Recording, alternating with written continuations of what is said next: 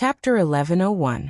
Candace and Bambietta looked at each other, and were secretly delighted.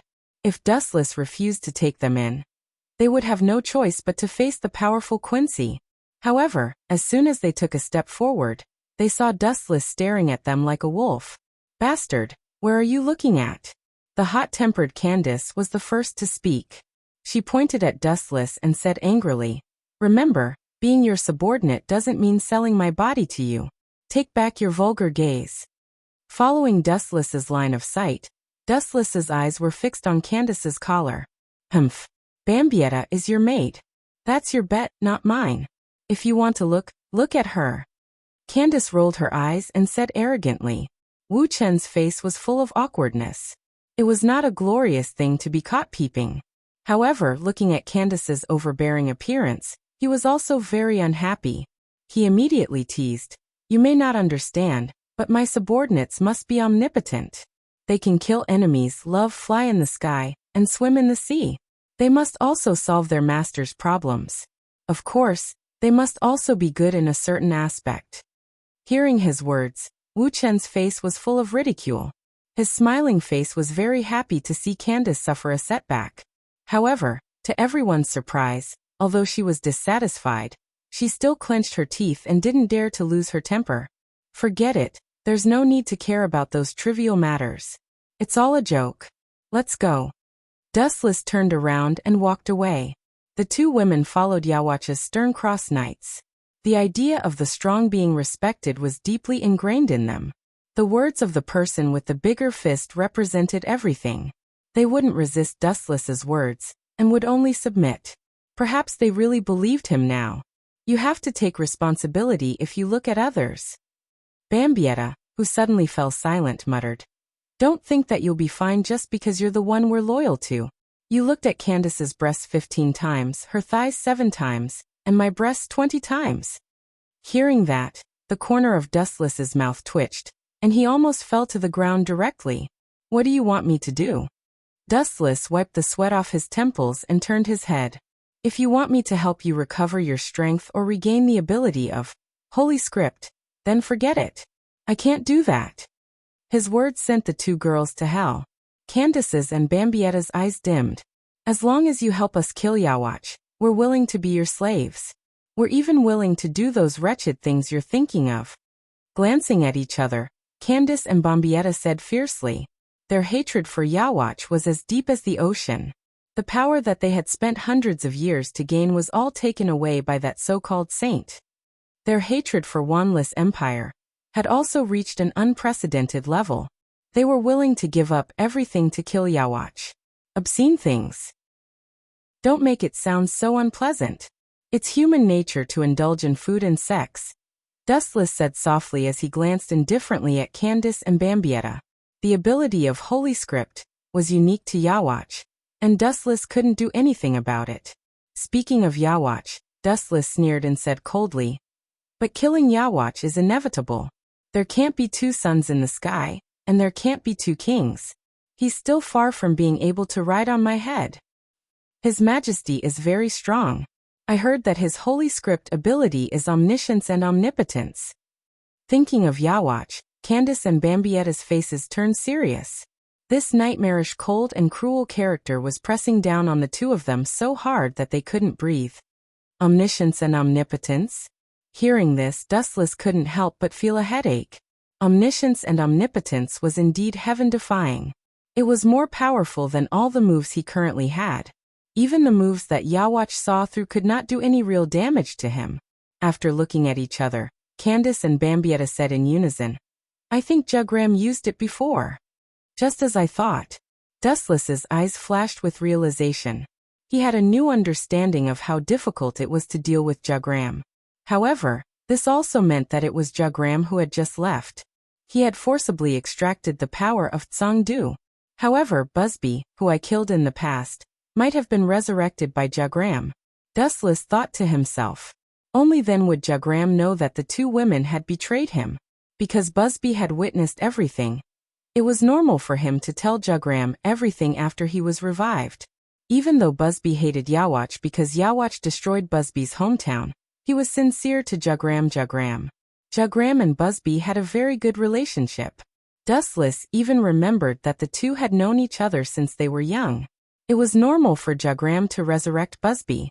After a while, Dustless suddenly said, "You two are lucky that only your power was extracted." "I think you're gloating."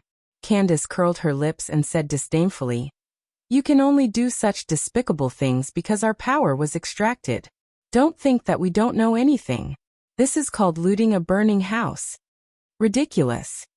Dustless snorted and said, "With your strength, if I really wanted to do that kind of thing, do you really think you could resist me?" Hearing this, Candace and Bambietta were both stunned and speechless. They only fell silent when they thought of Dustless's achievements. He had single-handedly wiped out all the death gods. He definitely had the strength to crush them. Losing the ability of Holy Script also means that the two of you have nothing to do with Yawach in the future. Even if he leaves again, the two of you have escaped the curse. The guillotine that has been hanging over your heads has disappeared. This is a blessing in disguise. Chapter 11:02. Candace and Bambietta nodded in agreement. Although it was a pity to lose the ability to read the Holy Script, it also meant that they had completely lost their relationship with Yawach, which was a blessing in disguise. Songdu is the best example, Dustless reminded them. Indeed. Candace and Bambietta shuddered at the thought of Songdu's miserable appearance. The cruel method of being drained dry and not even leaving a bone behind really shocked them. They immediately rejoiced. They could start over if they lost their strength, but if they lost their lives, they would never be able to return. Time flew by, and in the blink of an eye, 10 days had passed. Dustless, Candace, and Bambietta also temporarily settled down in the modern world. During this time, Dustless had been tracking Shinji Kurosaki's whereabouts, but there was no trace of him. However, although they did not find any clues about Shinji Kurosaki, they did find a big shot. "You found Isshin Shiba? And he's with a female Quincy called Shinji Kurosaki? Are you kidding me?" Dustless looked at Candace and Bambietta, who were sitting on the sofa in shock. He suddenly felt that his brain was not big enough, and the world was spinning like a paste. He had lost the most basic ability to think. Yes, her name is Shinozaki Makoto. She's just a cameo and won't appear in the future. After all, the main character stole Shinozaki Makoto. I think she's the biological sister of Shinozaki Makoto. She's also a pureblood Quincy. Candace explained while sipping her drink. She had fallen in love with many things in the past few days in the modern world, but most of the time, she got it through robbery. Shinji Kurosaki. Dustless was speechless. He had never thought that there would be such a person. Moreover, she was also a pureblood Quincy, and even Shinji Kurosaki's sister. The worst thing was that after Isshin Shiba lost his power, he was besieged by a greater void and almost lost his life. However, Shinji Kurosaki saved him, and they fell in love at first sight. In the end, she became pregnant with Isshin Shiba's child. And just in case, Isshin changed his surname to Shinozaki Isshin.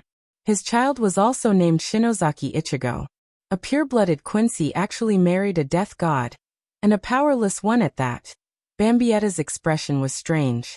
She could not describe her feelings. If it was in the past, she would definitely be very angry, thinking that this was trampling on the purebred Quincy bloodline. But now she didn't feel anything.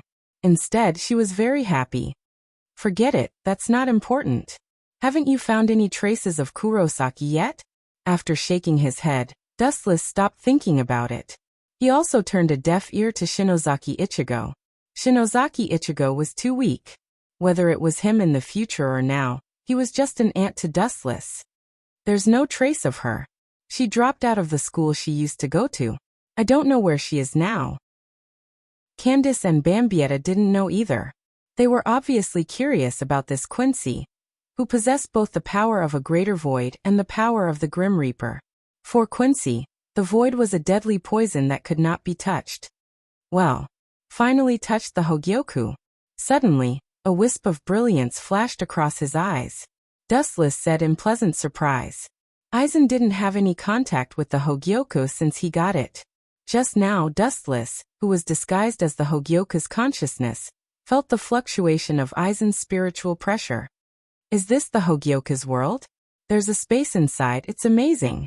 Inside the Hogyoku's world, Aizen looked at the boundless purple air and muttered to himself. Welcome to the world inside the Hogyoku. I am its consciousness. A ripple appeared in the sky, and a cold voice suddenly spread.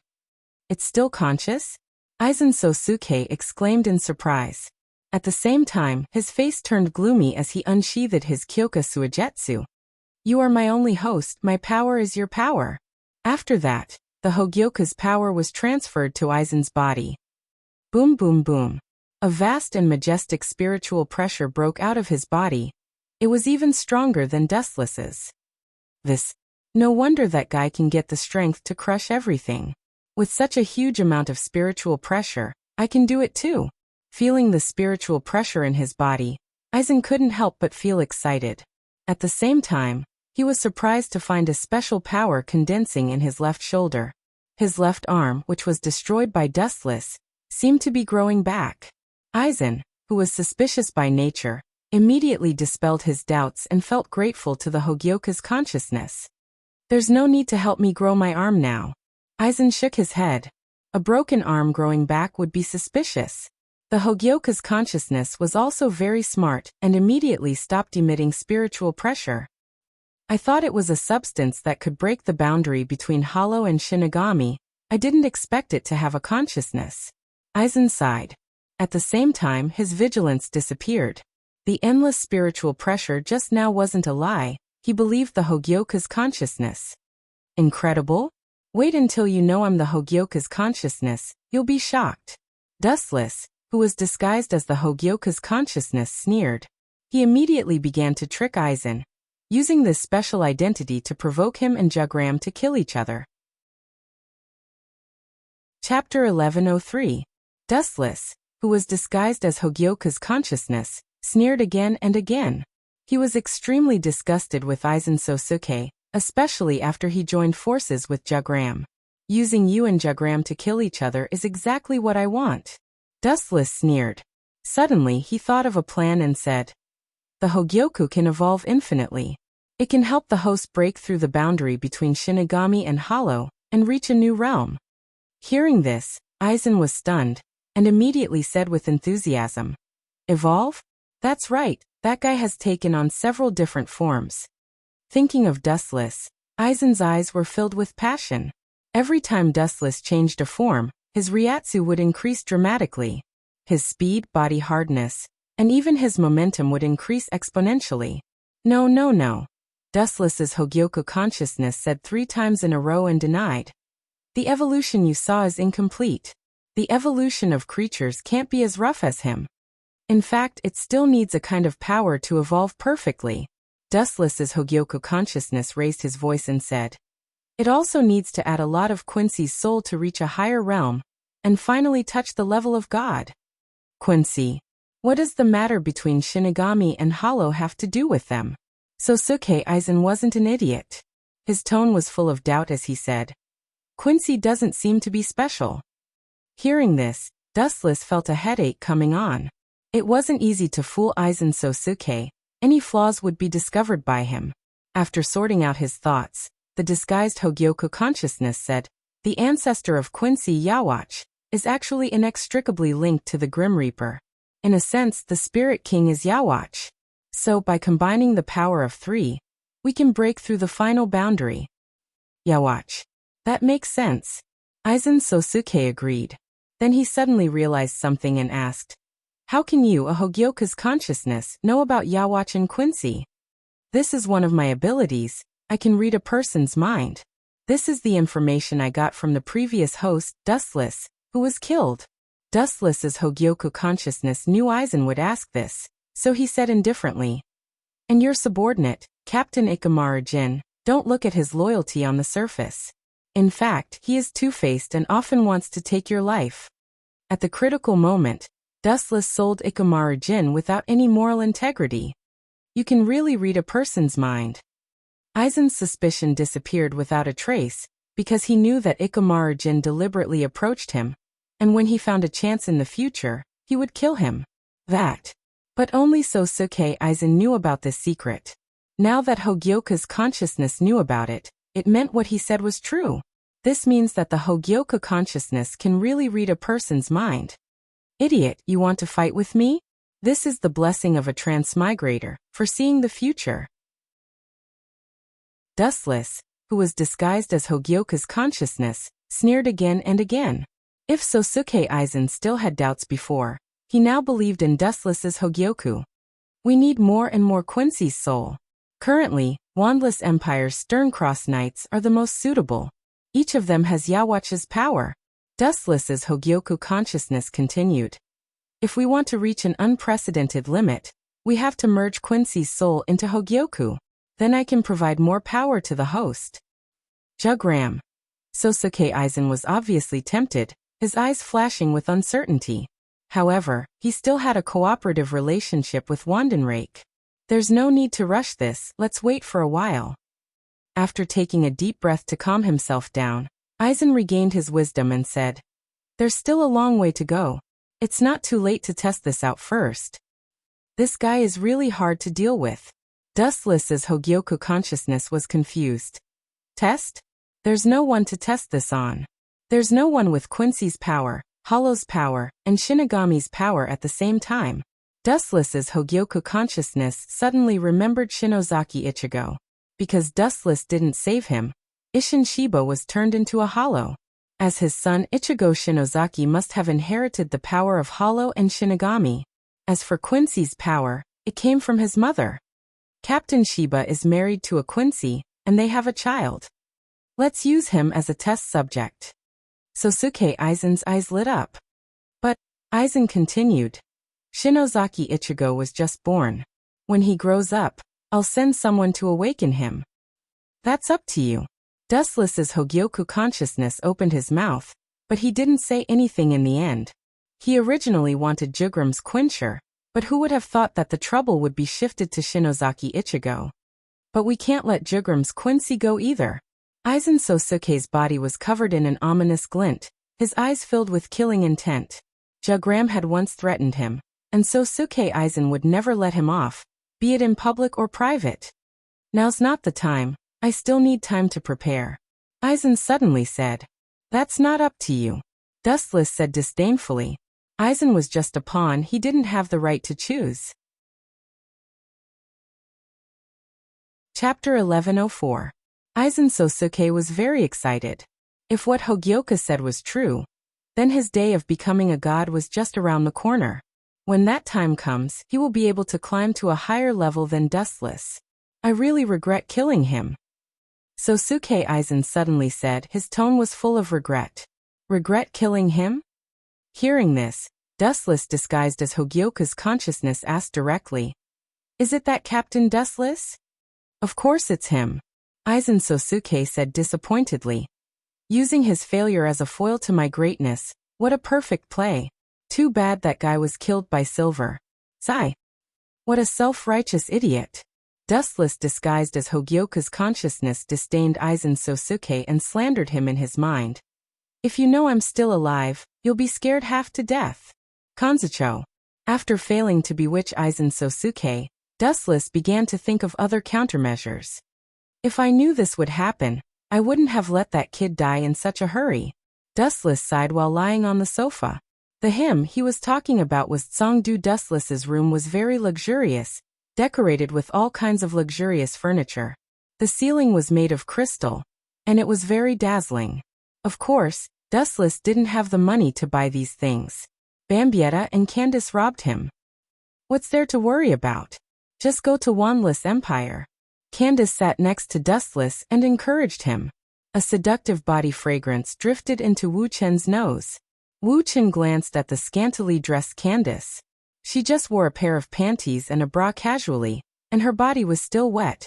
Apparently, she had just climbed out of the swimming pool. Naturally, the swimming pool was also robbed. Even this villa was robbed. Now go and kill Wandless Empire, and we'll be yours. You can do whatever you want with us. Bambietta also approached Dustless. Both of them were wearing swimsuits, and their curvaceous bodies were exposed to Dustless. Even Candace, who was the most courageous among them, took the initiative to provoke Dustless. She deliberately blew hot air into his ear and lowered her chest. exposing her dazzling cleavage. Save it. If I am so easily seduced, I would have died decades ago, Dustless said disdainfully, but his eyes couldn't help but take a few more glances at Candace's chest. He would be a bastard if he didn't take advantage of her. Humph. Coward, Candace said discontentedly. She then twirled her beautiful green hair and said, I really don't know what you're worried about. Scruples? Of course not. It's just that I don't like to waste my energy. Even if I kill them, it won't solve the root of the problem. After Yawach revives, I can use Saint to revive those Quinistas at any time. All in all, killing them would be useless. It wouldn't do anything. Yuchen stretched and said tiredly, besides, even if we really want to take care of Wandenrake, we can just use that little pawn so Suke-Eisen. Huff, a sense of weariness penetrated deep into his bone marrow. When Wu Chen was planning to sleep, a burst of violent tremors made his sleepiness disappear. Boom boom boom. A huge ripple spread out, and then a huge wave exploded. The swimming pool that Candace and Bambietta used to play in was instantly blown into ruins. This abnormal spiritual pressure. It doesn't feel like the Grim Reaper, nor a void. Are they Quinistas again? There's no end to this. Wu Chen's eyes turned cold as he sneered. Bastard, my swimming pool. Candace and Bambietta roared at the same time and shot out like cannonballs, directly pouncing on the figure standing in the sky. How dare they attack so openly? It seems that the connection between Soul Society and the modern world has been cut off. But this is good. Dustless walked out with a cold smile. Are you kidding me? I'm His Majesty's greatest masterpiece, and I have to take care of these small fries. The figure in the sky looked down at the ruins and complained with dissatisfaction, as if he had been greatly insulted. His face was full of resentment. This person had dark skin, and his left eye, which was always closed, was covered with a black crosshair mark. He wore white gloves with an X embroidered on them, a sleeveless shirt, and a fur shoulder armor on the right side of the shirt. He wore a two-horned hat made of white fur, with a small symbol of Wandenrake on each side of the hat. The most striking thing was that he was holding a cross-shaped gun in his hand, which was obviously his weapon. Lige Barrow. After seeing the newcomer clearly, Candace and Bambietta were both startled, fear flashing in their eyes. The man with the gun in front of them was not as simple as Quinistas. He was one of Yawach's personal guards and the captain of the guards. Known as the man closest to God, he was Yawach's most perfect creation.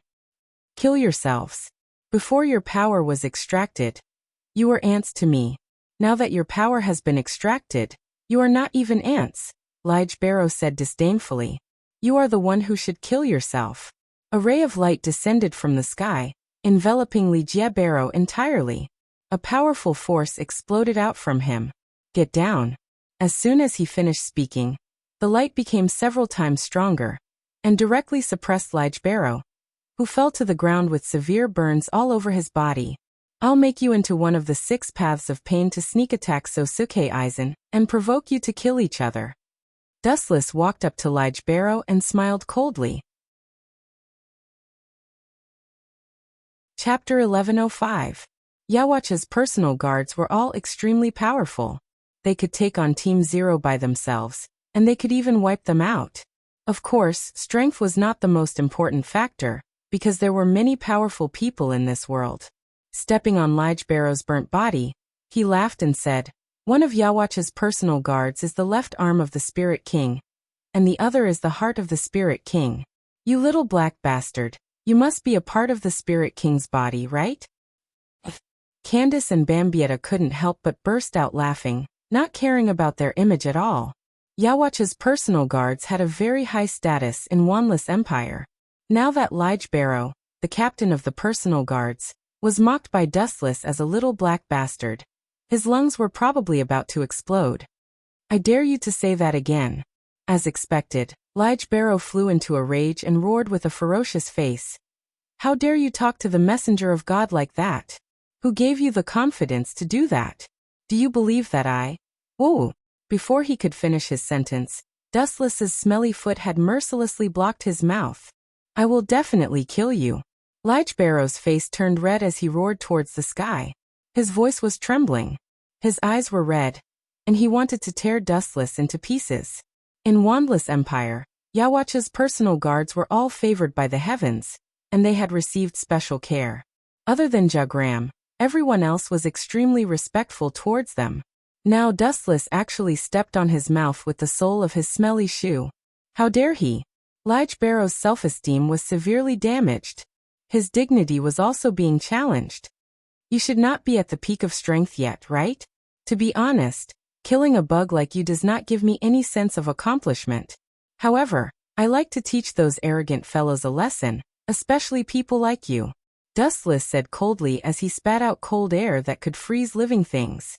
You are the arrogant one. Lige Barrow roared towards the sky. Spiritual droplets that had materialized erupted from his body, and they were covered with many patterns. At first glance, it looked extremely mysterious. External blood stasis equipment. With that order, the special circle covered with many patterns spread out rapidly, swallowing Dustless's entire body in almost an instant. He didn't even have time to react. Lige Barrow also took this opportunity to escape from Dustless's smelly soles. Tui tui tui. Unlucky. Hurriedly spitting out the dust in his mouth, Lige Barrow was so depressed that he wanted to vomit blood. A single slip would cause everlasting sorrow. He had been careless for a moment and had eaten a broken shoe sole. All of you must die. Looking around, Lige Barrow said fiercely. His eyes were fixed on Candace and Bambietta, and a blood-red mist floated out from behind him. They were all formed by his killing intent. Idiot! You want to kill me with this shampoo? Seeing that Lige Barrow was ignoring his existence, Dustless had no choice but to stand out and make his presence known. Lige Barrow turned his head around as if he had seen a ghost. When he saw Dustless's expressionless face and his unchanging black eyes, he was so shocked that his jaw almost dislocated. The external blood stasis equipment's ferocious spiritual pressure was circulating around Dustless's body. The terrifyingly high temperature of several million degrees Celsius was circulating around Dustless's body. However, Dustless was completely unscathed. What made Lige Barrow want to vomit blood the most was that Dustless actually said that the external blood stasis equipment was a shampoo. However, based on the current situation, it was indeed a shampoo. Not only did Dustless not feel any discomfort, he was even humming a tune that made Lige Barrow feel nauseous. You forced me to do this. I didn't want to use that at first, but since you want to be disemboweled, I'll fulfill your wish. Lige Barrow said cruelly. He raised his strangely shaped cross spear and aimed it at Dustless's head. You really don't know etiquette. Do you know what it means to return the favor? With such an unruly subordinate, Yawach must be an ignorant old man. With a faint luster all over his body, Dustless approached Lige Barrow in an instant, and the edge of destruction appeared in his hand. Armament hockey hardening. The black iron fist mercilessly blasted towards Lige Barrow's face. Ka ka ka. A crisp sound of bones breaking was heard. Under a heavy blow, Lige Barrow was blown away by Dustless. His whole face was directly sunken. As for his nose, he no longer had such an organ. I'll tear you to pieces. Lige Barrow screamed in pain and cursed in anger. He was shocked and angry. He touched his face in disbelief.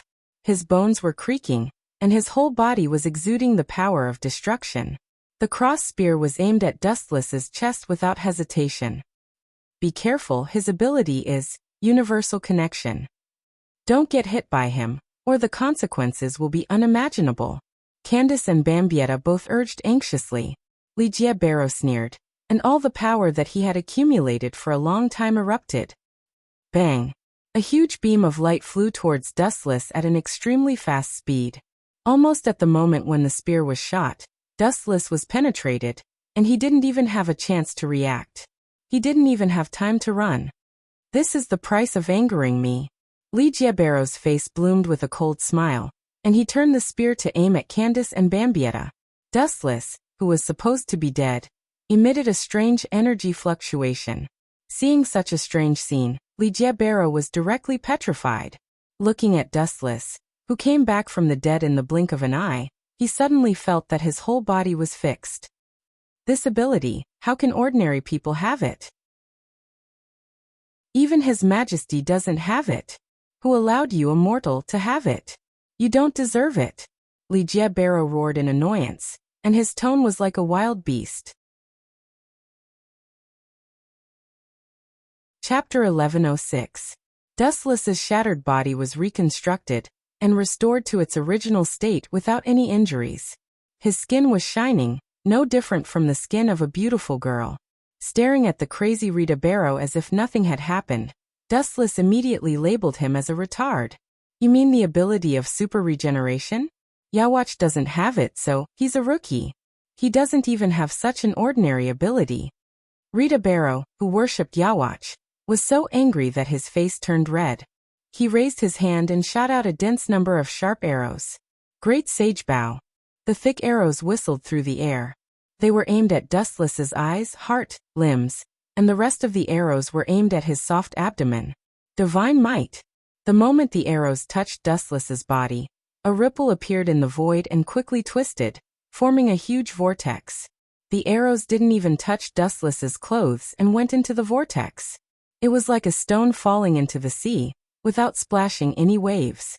I heard that your ability is to connect all things. Regardless of whether there is something blocking you, you can pierce through the target you aim at.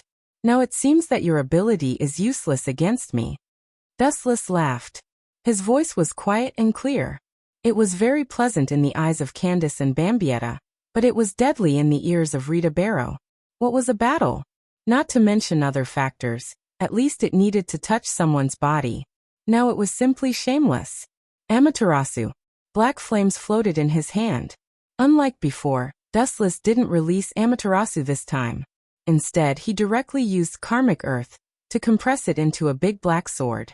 Anyone who was cut by Amaterasu would be burned by Amaterasu. Heavenly hand power. Dustless's eyes widened, and he disappeared without even noticing the trajectory of his movement. Witnessing such an unimaginable scene from Dustless, Li Jiebaro was speechless.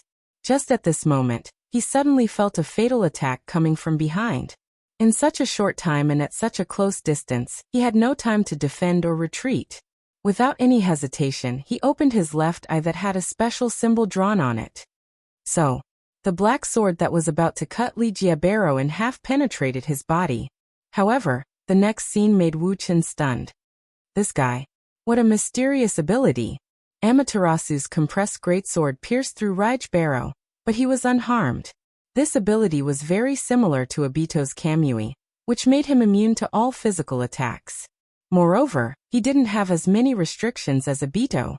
As long as he opened his eyes, no physical attack in the world would be effective against him. This is the holy script ability that Yawatch gave you. No wonder you obey him so much. Dustless said in surprise as he put away the black sword that was compressed by Amaterasu. Jiebaro was no different from an invisible person. Physical attacks were ineffective against him. In Wanless Empire, my codename is X, and my ability is Universal Connection. I am His Majesty's most outstanding work, and the person closest to God. Jiebaro said arrogantly. Don't think that you are the only one who can be immune to physical attacks. I am no exception. When I open my left eye, my universal connection ability will come into play. Before this, I was just playing house with you. Candace and Bambietta frowned as they heard this. Their hearts were in their throats. This was what made Jiebaro so powerful. He had invincible strength and invincible ability. Only such a person could be Yawatch's personal guard. And Jiebaro was the captain of the personal guard. This was enough to show how powerful and extraordinary he was. Is that so? Hearing this, Wu Chen was neither sad nor happy. Only his eyes began to change. Being immune to physical attacks is praiseworthy, but are you immune to illusions? I am an all-rounder. With a sneer, Dustless's eternal Mangekyo Sharingan shot out a demonic luster, making people not dare to look at it directly. Just a glance would cause people to be immersed in it, and their soul and thoughts would be completely devoured. Boom. The moment the eternal Mangekyo Sharingan appeared, Jiebaro's physical attack immunity that he was so proud of immediately lost its effect, and he fell to the ground.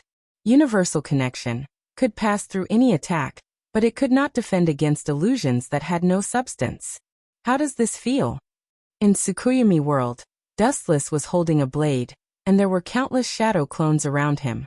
Without exception, all of them looked the same as Dustless, and almost all of them had blades in their hands. Gulp. Raijbaro looked up at the sky. The whole world was extremely oppressive, and there were only countless Dustless in front of him. What is this situation? How could this happen? Calm down. I am invincible. No one can hurt me. He must have used some kind of demonic technique to make me fall into a trance, causing this illusion to appear in my mind. Raijbaro looked at Dustless, who was strolling over, and tried his best to remain calm. Very smart. This is indeed an illusion, Dustless admitted. However, Tsukuyomi world's exaggerated illusion is extraordinary, and it can be said to be invincible. Especially for people like you who have weak mental defense, it is even more invincible. Moreover, the torture of the illusion world on you will be transferred to reality. With an evil smile on his face, Dustless at this time was particularly gloomy and terrifying, at least in Raijbaro's eyes. Even the evil spirits in hell were not as bad as him. He was simply the incarnation of the devil. Do you know what will happen if countless shadow clones stab you? Aren't you the messenger of God? Then you should be very resistant to beatings, right? Chapter 1107. Looking at the endless crowd of people walking towards him, it was as if they could topple the mountains and overturn the seas. Gulp. Raijbaro's face was filled with disgust as he looked at the countless shadows of Dustless holding swords. This was the first time in his life that he felt this way. He hurriedly adjusted the spiritual pressure in his body, trying to break free from the cross on his back. However, the spiritual pressure in his body seemed to have been drained and was half out of balance, completely ignoring him. Such a gloomy world was enough to make people tremble. There were countless people holding large sabers, threatening to cut him into pieces. No one would be able to remain calm in such a situation. After all, he couldn't move now. Messengers of God are very durable. Let me test whether you are qualified or not. With an evil smile, Dustless ordered the shadow clones to pounce on Raijbaro. What's going on? The outside world had turned into ruins, and only 4 living beings were left. Dustless, Candace, Bambietta, and of course, Raijbaro was covered in cold sweat. At this moment his face was pale, and he no longer looked as arrogant as before. Instead, he was in great pain. Why did you suddenly become like this when you were fine just now? What kind of evil thing did you do? Candace looked at Dustless with a thirst for knowledge. Raijbaro was still domineering a second ago. But who would have thought that he would fall to the ground in the next second, and end up like this?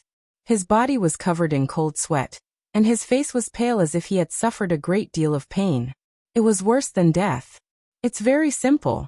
He said he was a messenger of God, and I just let him experience what a messenger of God should do. He should thank me. Dustless shrugged, as if it had nothing to do with him. I will not let you go. After a while, Raijbaro opened his blood-red eyes, and his body was trembling in anger. He had been killed by Dustless several times. This blood feud must be settled. You still want to take revenge in this state? The Quincy division led by Yawach is indeed crazy. Then can you tell me which part of your body is the Spirit King? Left leg or right leg? Dustless asked as he turned a deaf ear to Raijbaro's murderous aura. On the surface, Raijbaro was glaring at Dustless with hatred. However, his heart was in turmoil. Even though he tried to cover it up, Dustless could still hear his heavy breathing. Where did this bastard get this information? The only person in Wanless Empire who knows about our identity is Jagram. She got the news from there. Raijbaro was shocked. He looked at Candace and Bambietta like a wolf and then shook his head slightly. Although they were both members of the Sternritter, the world they lived in was completely different. They were just pawns. It doesn't matter whether I tell you or not. You're going to become a zombie soon, Dustless said suddenly, and a black metal rod appeared in his hand. Living dead? Are you still asleep? His Majesty's personal guards are immortal. The saint can easily change everything and has the power to revive us from the underworld.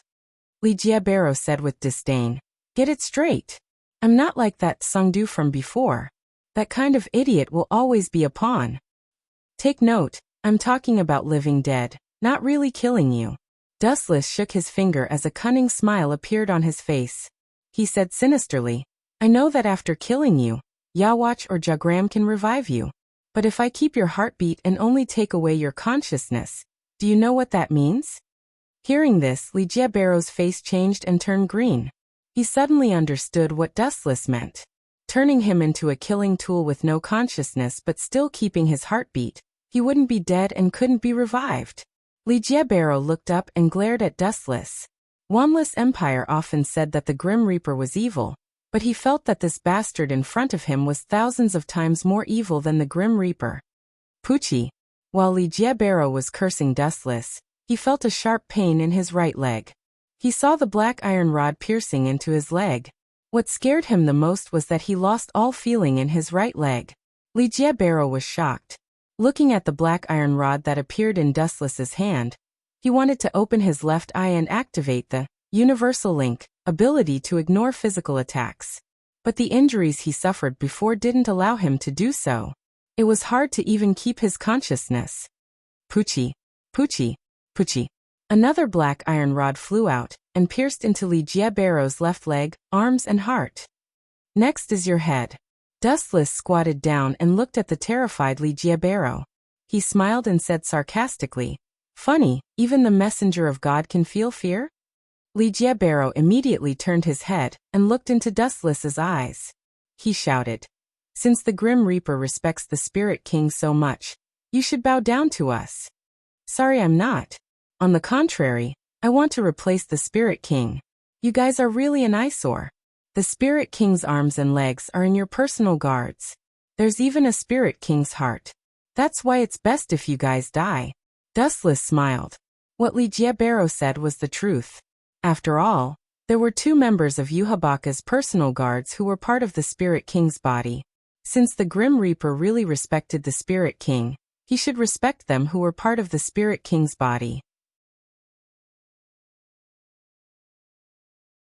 Chapter 1108. From Dustless's point of view, Li Jiebaro was admitting defeat. You want to replace the Spirit King? Dream on. The one who will replace the Spirit King and become the ruler of the 3 realms is His Majesty. Li Jiebaro retorted. Obviously, he was brainwashed by Yawatch and couldn't be more loyal. Let me ask you one last question. Where is Yawatch's sleeping place? Dustless narrowed his eyes and asked calmly. Don't say that I don't know. Even if I knew, I wouldn't tell you. Li Jiebaro said stubbornly. Although Dustless said it gently, he smelled a strong murderous intent. If Dustless knew that Yawatch was sleeping somewhere, Yawatch would probably be beheaded immediately. Then goodbye. Dustless was too lazy to ask such a brainwashed loyalist. The deep black iron rod was directly inserted into his mind, and his will and consciousness were instantly taken away. The various tissues in his mind were instantly annihilated, leaving only his beating heart.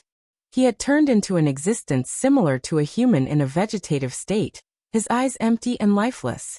This is the living dead I was talking about, the living dead.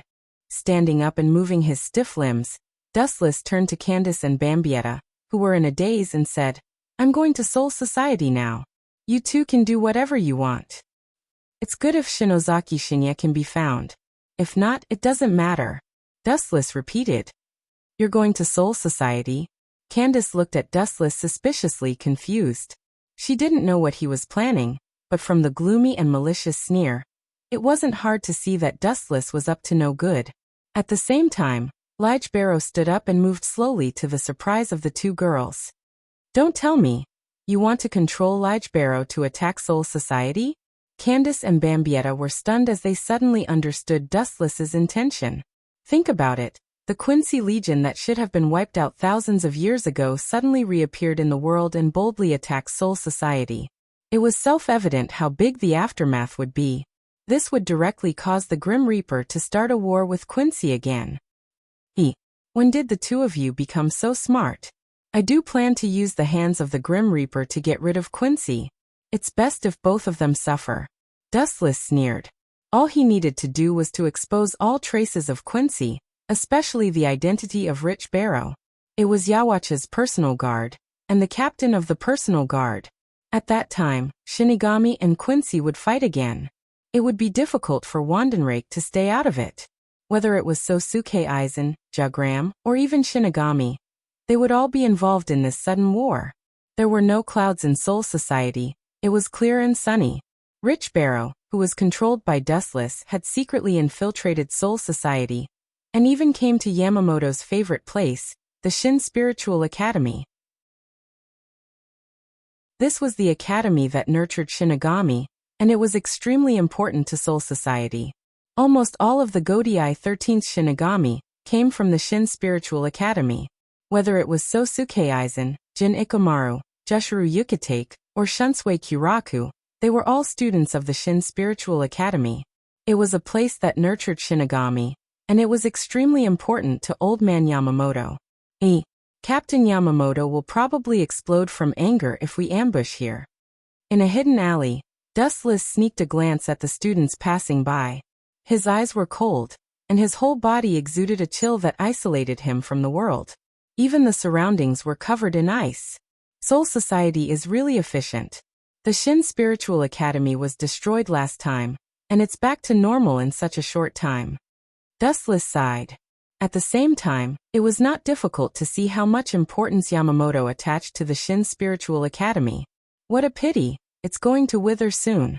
Behind him, Ligia Barrow walked out of the dark gold. As a precaution, Dustless buried all the black rods in his body. On the surface, he looked like a normal person, but in reality, his body was filled with a large number of black rods. Boom boom boom. The true Central Spiritual Art Academy was filled with people and laughter. Suddenly, a violent explosion rang out, and a huge fireball swept across the entire academy.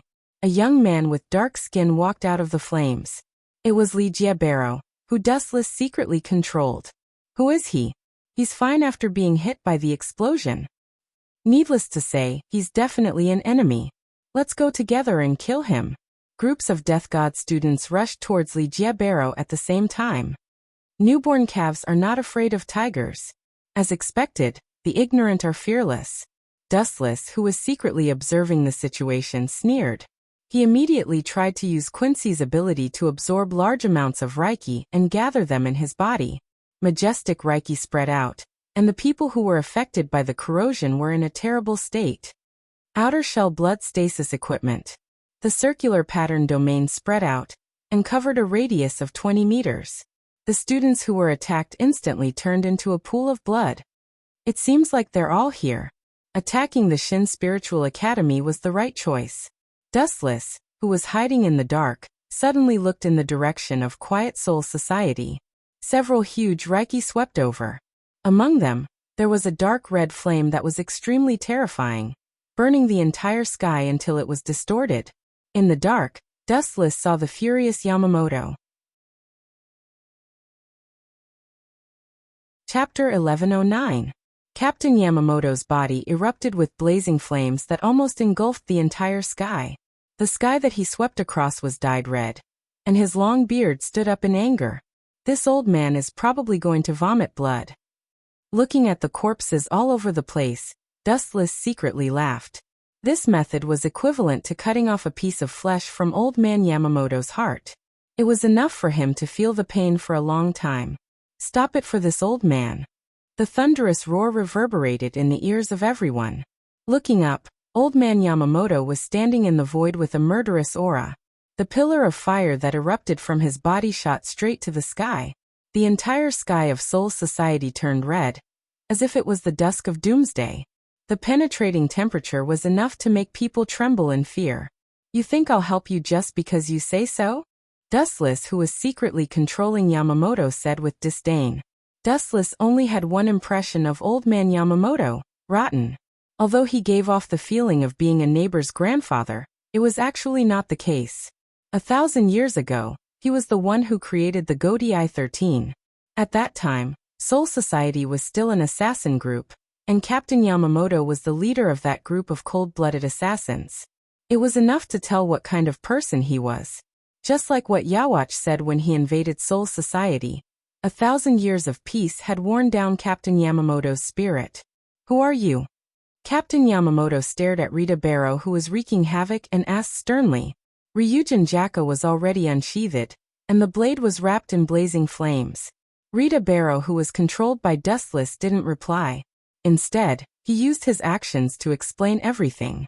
Outer shell blood stasis armor. With Rita Barrow as the center, the circular energy shield quickly spread out again, and almost instantly closed in on Captain Yamamoto. This is annihilation. Captain Yamamoto couldn't help but be stunned.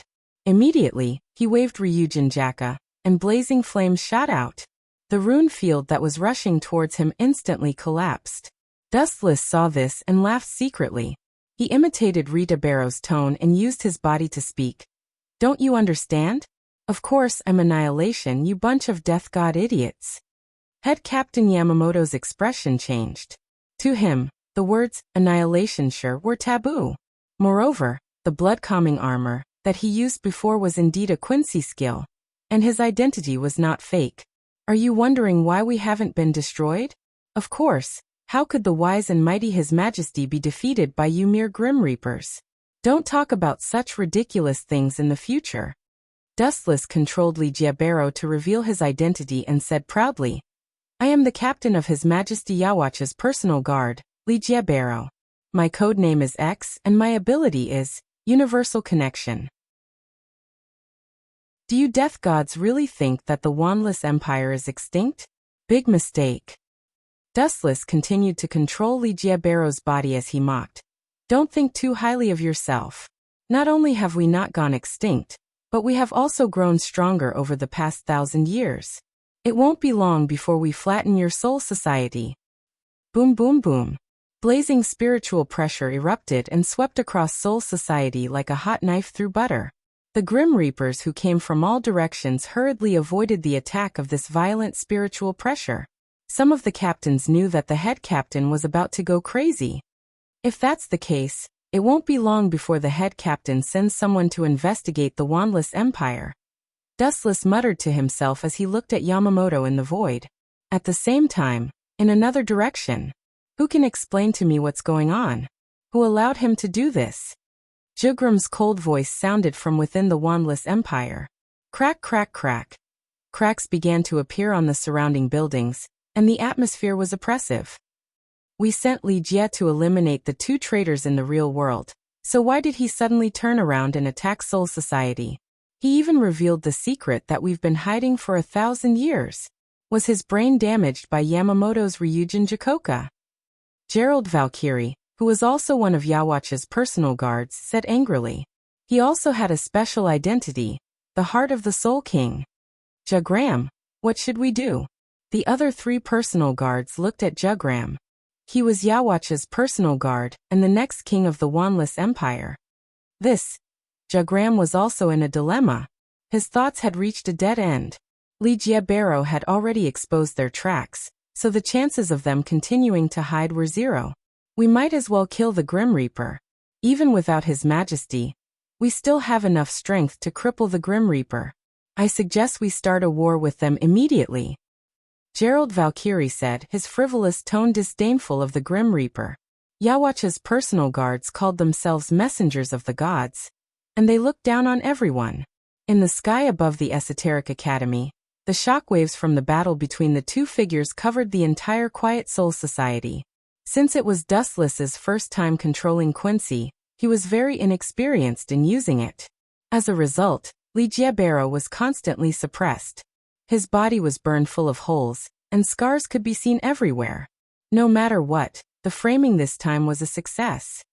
Dustless was relieved. He was sure that Wandless Empire would not be able to hide in the dark from now on. In the face of such heavy losses, after Yamamoto dealt with Ligia Barrow, he would definitely use the power of the Grim Reaper to search for traces of Quincy all over the world. Some things could be laughed off by the head captain, but some things had to be investigated to the end. Chapter 11:10. Just like the current situation, not to mention the fact that a large number of students of Xeno Academy died, even if this accident didn't happen, the head captain would still investigate the matter of Quincy, especially since Barrow admitted that he was Yawatch's subordinate. And his origin wasn't simple, he was the captain of Yawatch's personal guard. This is going to be a good show. You guys can slowly fight. Dustless, who was hiding in the darkness, looked up at the sky, and he could clearly see the figures of the captains, Jushiro Yukitake, Shunsui Kayokura, Higashi Shiroshi.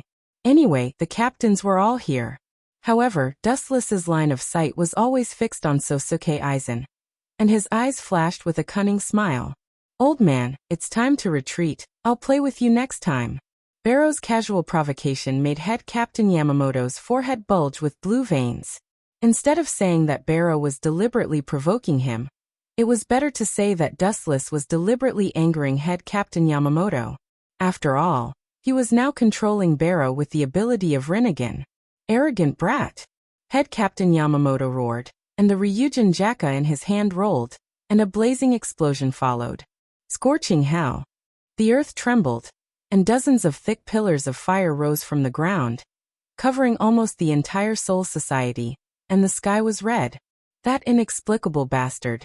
Does he want to live too long? He dares to deliberately anger old man Yamamoto. Even if he wants to die, don't drag us down with him. Shunsui Kayokura cursed. Even if the blazing flames weren't deliberately aimed at him, his whole body was like water that was about to evaporate. Idiot!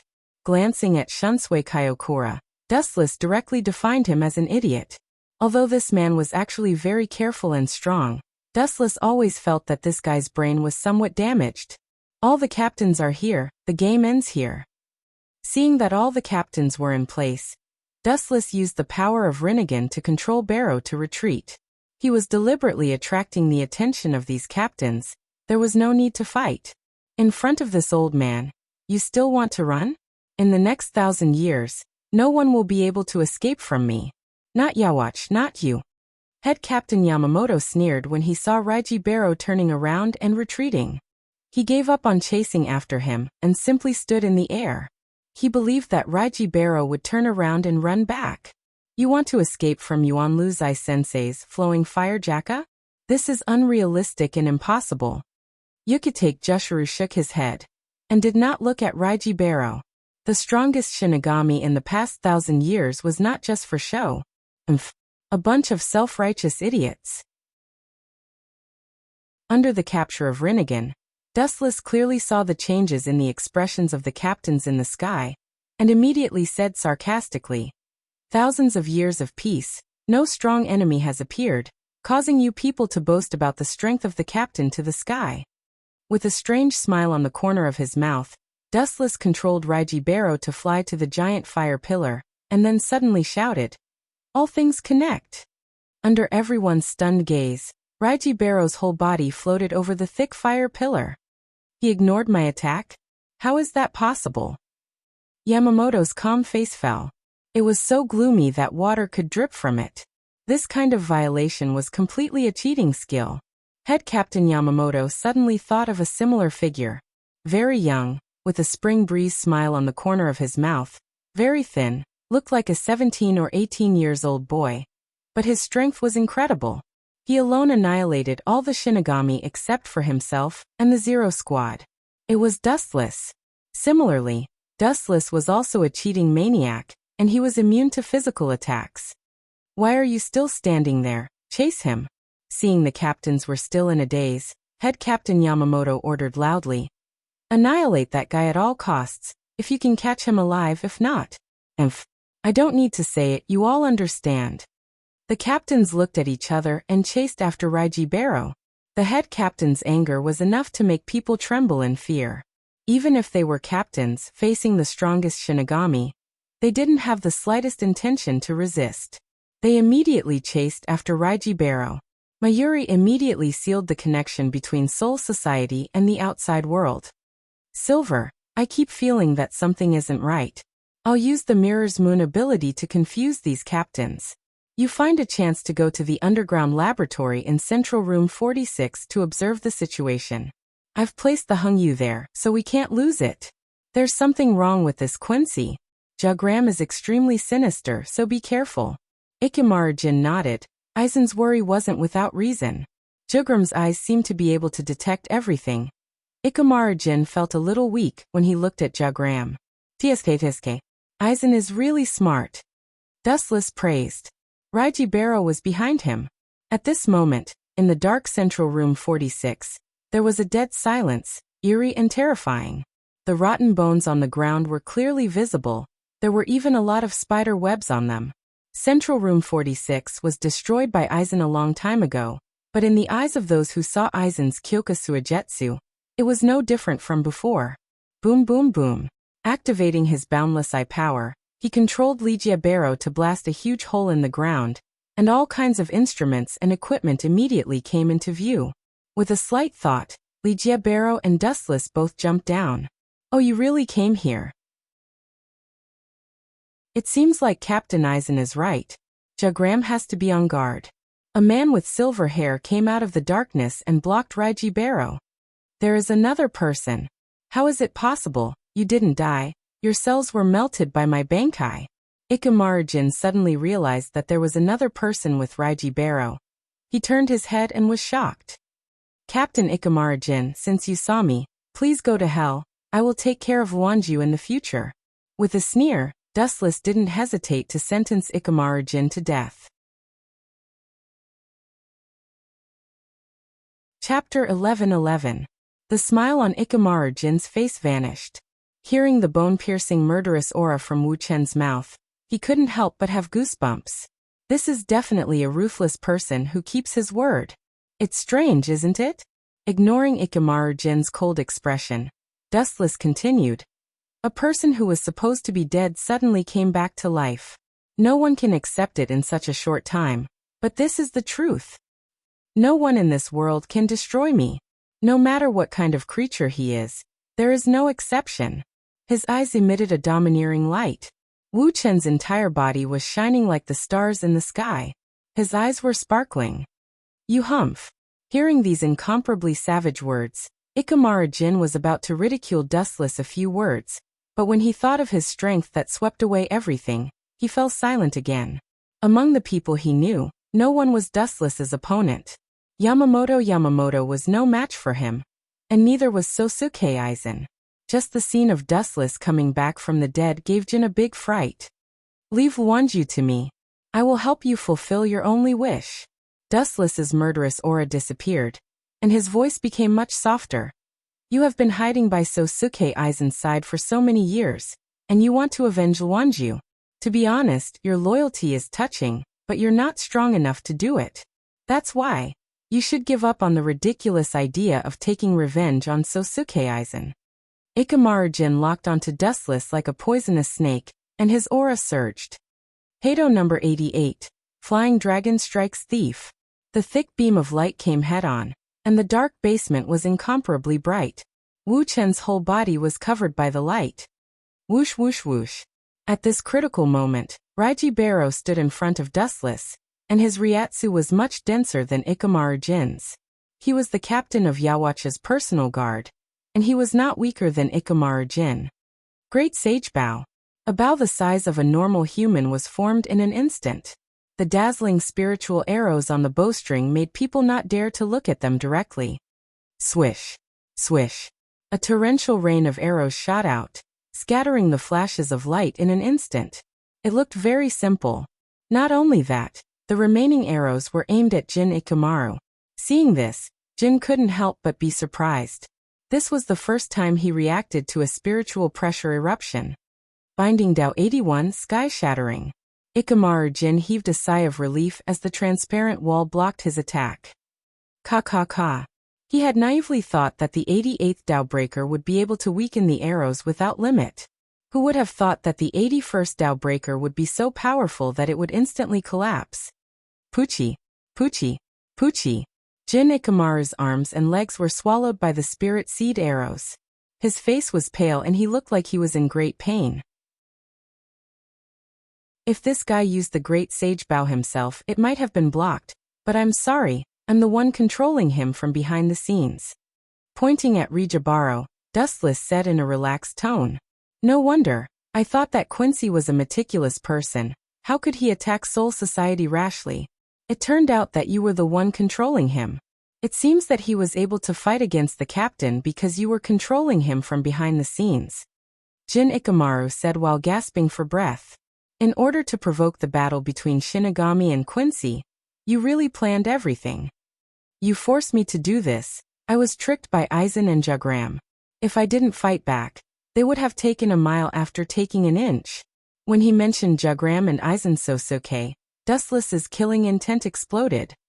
Shoot him, Shinigami. While Dustless was distracted, Jin Ikamaru released his Zanpakuto without hesitation, and a huge white light rushed toward him. The speed was extremely fast, almost in the blink of an eye. Dustless had no time to react. Boom boom boom. Dustless took the fatal attack head-on, but he was unharmed, and the place where he was stabbed only flashed faintly, and quickly recovered. I suddenly realized that it's a pity to kill you like this, since you want to avenge Matsumoto so much. Then I will reluctantly fulfill your long-cherished wish. Dustless sneered, and the Rinnegan in his left eye focused on Jin Ikamaru, and a majestic spiritual power invaded Jin's mind. With a heaven-defying method, he modified his memory. It's not too late to let Jin assassinate Aizen after he squeezed the last bit of value out of him. This is also his long-cherished wish to avenge Matsumoto Ranjaku. It's time to leave. Sensing the majestic spiritual power that was crazily attacking him, the spiritual power was much stronger than the other captains. If he guessed correctly, it should be Aizen. Kimui. Dustless glanced at Rajit Barrow, and decisively devoured him. This guy is a bit tricky to deal with, and he can't be killed. Once he is killed, there is a high possibility that Yawatch will use Saint to revive him in the future. You are also one of us now. After taking a deep look at Jin Ikamaru, Dustless disappeared in the dark space. He had already implanted what he was going to say in Ikamaru Jin's mind. With a little provocation, he could ignite the conflict between Aizen and Yawatch. At that time, Shinigami and Quincy, as well as Aizen, would fight again. Dustless can fish in troubled waters secretly. I can't leave so easily. In a corner of Soul Society, Dustless's cold voice sounded, as if he remembered something, and resolutely chose to stay in Soul Society, because the so-called Wandenrake is actually hidden in the shadow of Soul Society. To put it simply, Wandenrake is actually in Soul Society. Chapter 11-12. Sosuke Aizen flew over like a rocket, leaving a deep mark in the sky that could not be erased. When he sensed the intense collision of Ryatsu, he instinctively realized that he had been tricked. Silver, tell me what's going on. Aizen's tone was 70% angry and 30% commanding. He was like a barrel of gunpowder that was about to explode. The top-secret laboratory was destroyed. The data collected over the years would be damaged. All the specimens were also destroyed, including some of Aizen's most important experiments. It was a heavy loss. Quincy did it. Ikamaru Jin licked his dry lips and said after he recovered. Thinking of Barrow's back, Aizen murderously asked, "What's that guy doing? He must have a goal. It seems like he's looking for Hogyoku." Ikamaru Jin paused as his memory was changed by Dustless. These words were naturally made up to trick Sosuke Aizen. It's just my personal guess. Maybe he attacked us for something else. After all, Hogyoku isn't good for Quincy. Hogyoku contains the power of Hollow and Shinigami. Hollow's power is fatal to Quincy, Ikamaru Jin said. He was obviously taking a step back. It's normal for Jagram to be scheming. Aizen believed Ikamaru Jin's words. His hoarse voice was filled with hatred for Quincy. He sneered, "Since Quincy dared to steal my Hogyoku, then don't blame me for being ruthless." Ikamaru Jin was surprised and asked, "Captain Aizen, you mean to expose Jugram's Wandenrake?" "Of course." Aizen Sosuke laughed sinisterly, his tone laced with hatred. "Not only will I reveal the whereabouts of Wandenrake and Jagram, I will also personally lead the head captain to exterminate those evildoers who have harmed the world." Since Quincy was willing to betray him, then even if they wanted to cut ties with him, Aizen could also abandon them. Inevitably, Aizen's words were transmitted to Dustless's mind through Ikamaru Jin's ears. "Phew, it took me so much effort. It seems that Aizen is finally going to bare his fangs against Wandenrake." His perturbed heart calmed down, and Wu Chen's mouth hung a light smile like a spring breeze. Plotting against Aizen, Wandenrake, and occasionally flirting with Candace and Bambietta had become his life. Although it was boring, it was very comfortable. Without Yawach's help, Wandenrake's destruction is only a matter of time, Wu Chen said indifferently like a breeze. His simple tone was like an insect, very casual and insignificant. Jugram was much more benevolent than Yawach, and it was still a mystery whether his strength could surpass Yamamoto's. After taking a deep look at Quiet Soul Society behind him, Dustless disappeared. Time passed quickly, and 3 days passed in the blink of an eye. During this time, Aizen secretly reported Quincy's whereabouts to Yamamoto, saying that they found him accidentally. This news shocked Yamamoto. After confirming that there was no mistake, Yamamoto decided to gather the elite Shinigami to attack Wandenrake and completely destroy them. However, it was obvious that Yamamoto was wrong. Quincy had been in Soul Society for many years, and Jugram was the first to launch an attack on the Shinigami. Of course, if possible, Jugram wanted to just let it go. However, Soul Society wouldn't let them go. The older generation of Shinigami, led by Yamamoto, almost regarded Quincy as a chronic pain. They couldn't wait to pull out their swords and immediately kill him. Now that Ligiabero dared to sneak attack Soul Society, Yamamoto naturally wouldn't let Quincy off easily. This was destined to be another bloody storm. TSK, what a pity. From the beginning to the end, Soul Society was the one who lost. The Shinigami couldn't take advantage of them. Dustless smacked his lips in pity. The key factor was Yawach. Right now, these Quincy were just pawns. It did not matter if they were killed now. In the future, Yawach could resurrect them all with just a thought. Therefore, it didn't matter if Quincy was completely wiped out. They could afford to hurt Quincy, but they couldn't afford to play with the Shinigami. They only had one life. I wanted to experience the power of omniscient and omnipotent, but time is a bit tight. I'll see next time.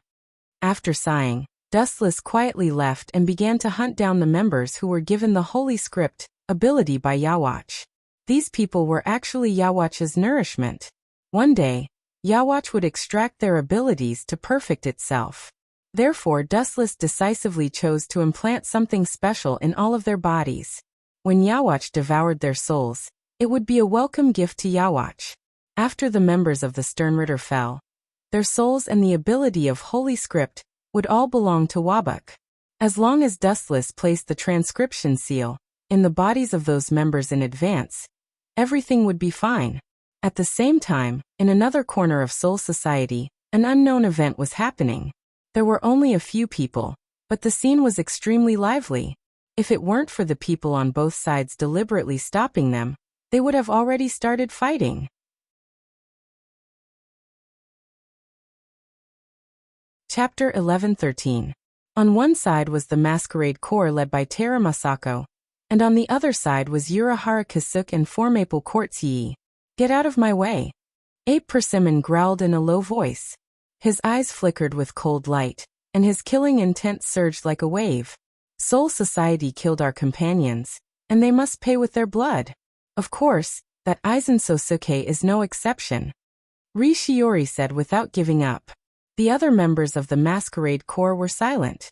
Urahara Kasuke knew that silence meant agreement. I'm sorry, but I can't tolerate your actions. Now that Soul Society is going through an unprecedented disaster, I absolutely can't allow you to act recklessly. Urahara Kasuke's tone was calm and firm, expressing his stance. The members of the Masquerade Corps frowned. If possible, they didn't want to be enemies with Urahara Kasuke. After all, he saved the entire Masquerade Corps. Otherwise, all of them would have been killed long ago. Why do I always encounter such things? In the dark, Dustless gently observed the movements of the Masquerade Corps, and couldn't help but sneer. If the Masquerade Corps also joined in, that would be great. These people were one less person to kill. Urahara Kasuke, this eyesore jumped out again. Since you want to get involved so much, I will help you. His pupils twisted sharply, and Rita Barrow once again appeared in his eyes. The cold muzzle was aimed at Urahara Kasuke. Go for me. With Dustless's roar, Rita Barrow's muzzle suddenly condensed a huge bullet. Soon after, it erupted with an aura that could destroy everything in its path. Whoosh whoosh whoosh. The powerful attack stunned everyone, and they all looked in the direction where the bullet came from. Locking onto the enemy's trace, Dustless and Rita Barrow disappeared from the face of the earth. "Everyone get out of the way!" Urahara Kasuk's pupils shrank, and he quickly shouted. Although he didn't know what this huge light was, it would definitely be destroyed if it hit them. Urahara Kasuk reminded everyone to retreat, and they took this opportunity to pass through Urahara Kasuk's obstruction and rush toward the center of Soul Society. It was the center of the battle between Quincy and Shinigami. "Damn it! Come back! Don't go over there. Those annihilators are dangerous. Not only will they harm you, but they will also harm Soul Society." Urahara Kasuk cursed. His tone was full of anxiety, and at the same time, a huge amount of Ryatsu surged from his body. "You're an outsider who likes to meddle in other people's business. Others going to their deaths has nothing to do with you." Dustless, who was hiding in the dark, muttered to himself. At the same time, Rinnegan turned again, focusing on Urahara Kasuk's left shoulder. Under the control of Rinnegan Sharingan, Rise Barrow once again lifted the spear in his hand, this time aiming at Urahara Kasuk. Regarding this meddlesome person, Dustless was very disgusted. Rijabaro raised his gun again. Not only that, he even used his ability, Universal Connection. "There's no stage for you here. Take a break." With the cold muzzle aimed at Urahara Kasuk, Dustless didn't hesitate to order Rise Barrow to continue extracting a large number of Ryatsu. The Ryatsu in the atmosphere was rapidly extracted, quickly attracting the attention of Urahara Kasuk and Forfeige Court Uruchi. "You withdraw first, I'll deal with this." Forfeige Court Uruchi decisively stood in front of Urahara Kasuk and said seriously, "Yi-san, you have to pay attention. From the scale of Ryatsu extraction, the opponent should be a powerful Quincy." Urahara Kasuk lowered the brim of his hat and said cautiously. When he was about to chase after the masked core, Dustless directly ordered the beam of light to erupt. Bang bang bang. Ka ka ka. The absolute heavy blow obviously hit the person. There was a painful howl, and the sound of bones couldn't withstand the powerful force. How is this possible? The bullet bypassed me and hit Kasuk? Seeing such an unexpected scene, Forfeige Court Uruchi was stunned for a moment, and his eyes were dim.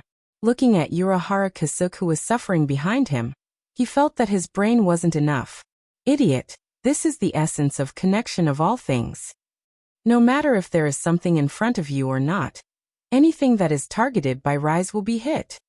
Dustless sneered and looked at Rise Barrow with more and more satisfaction.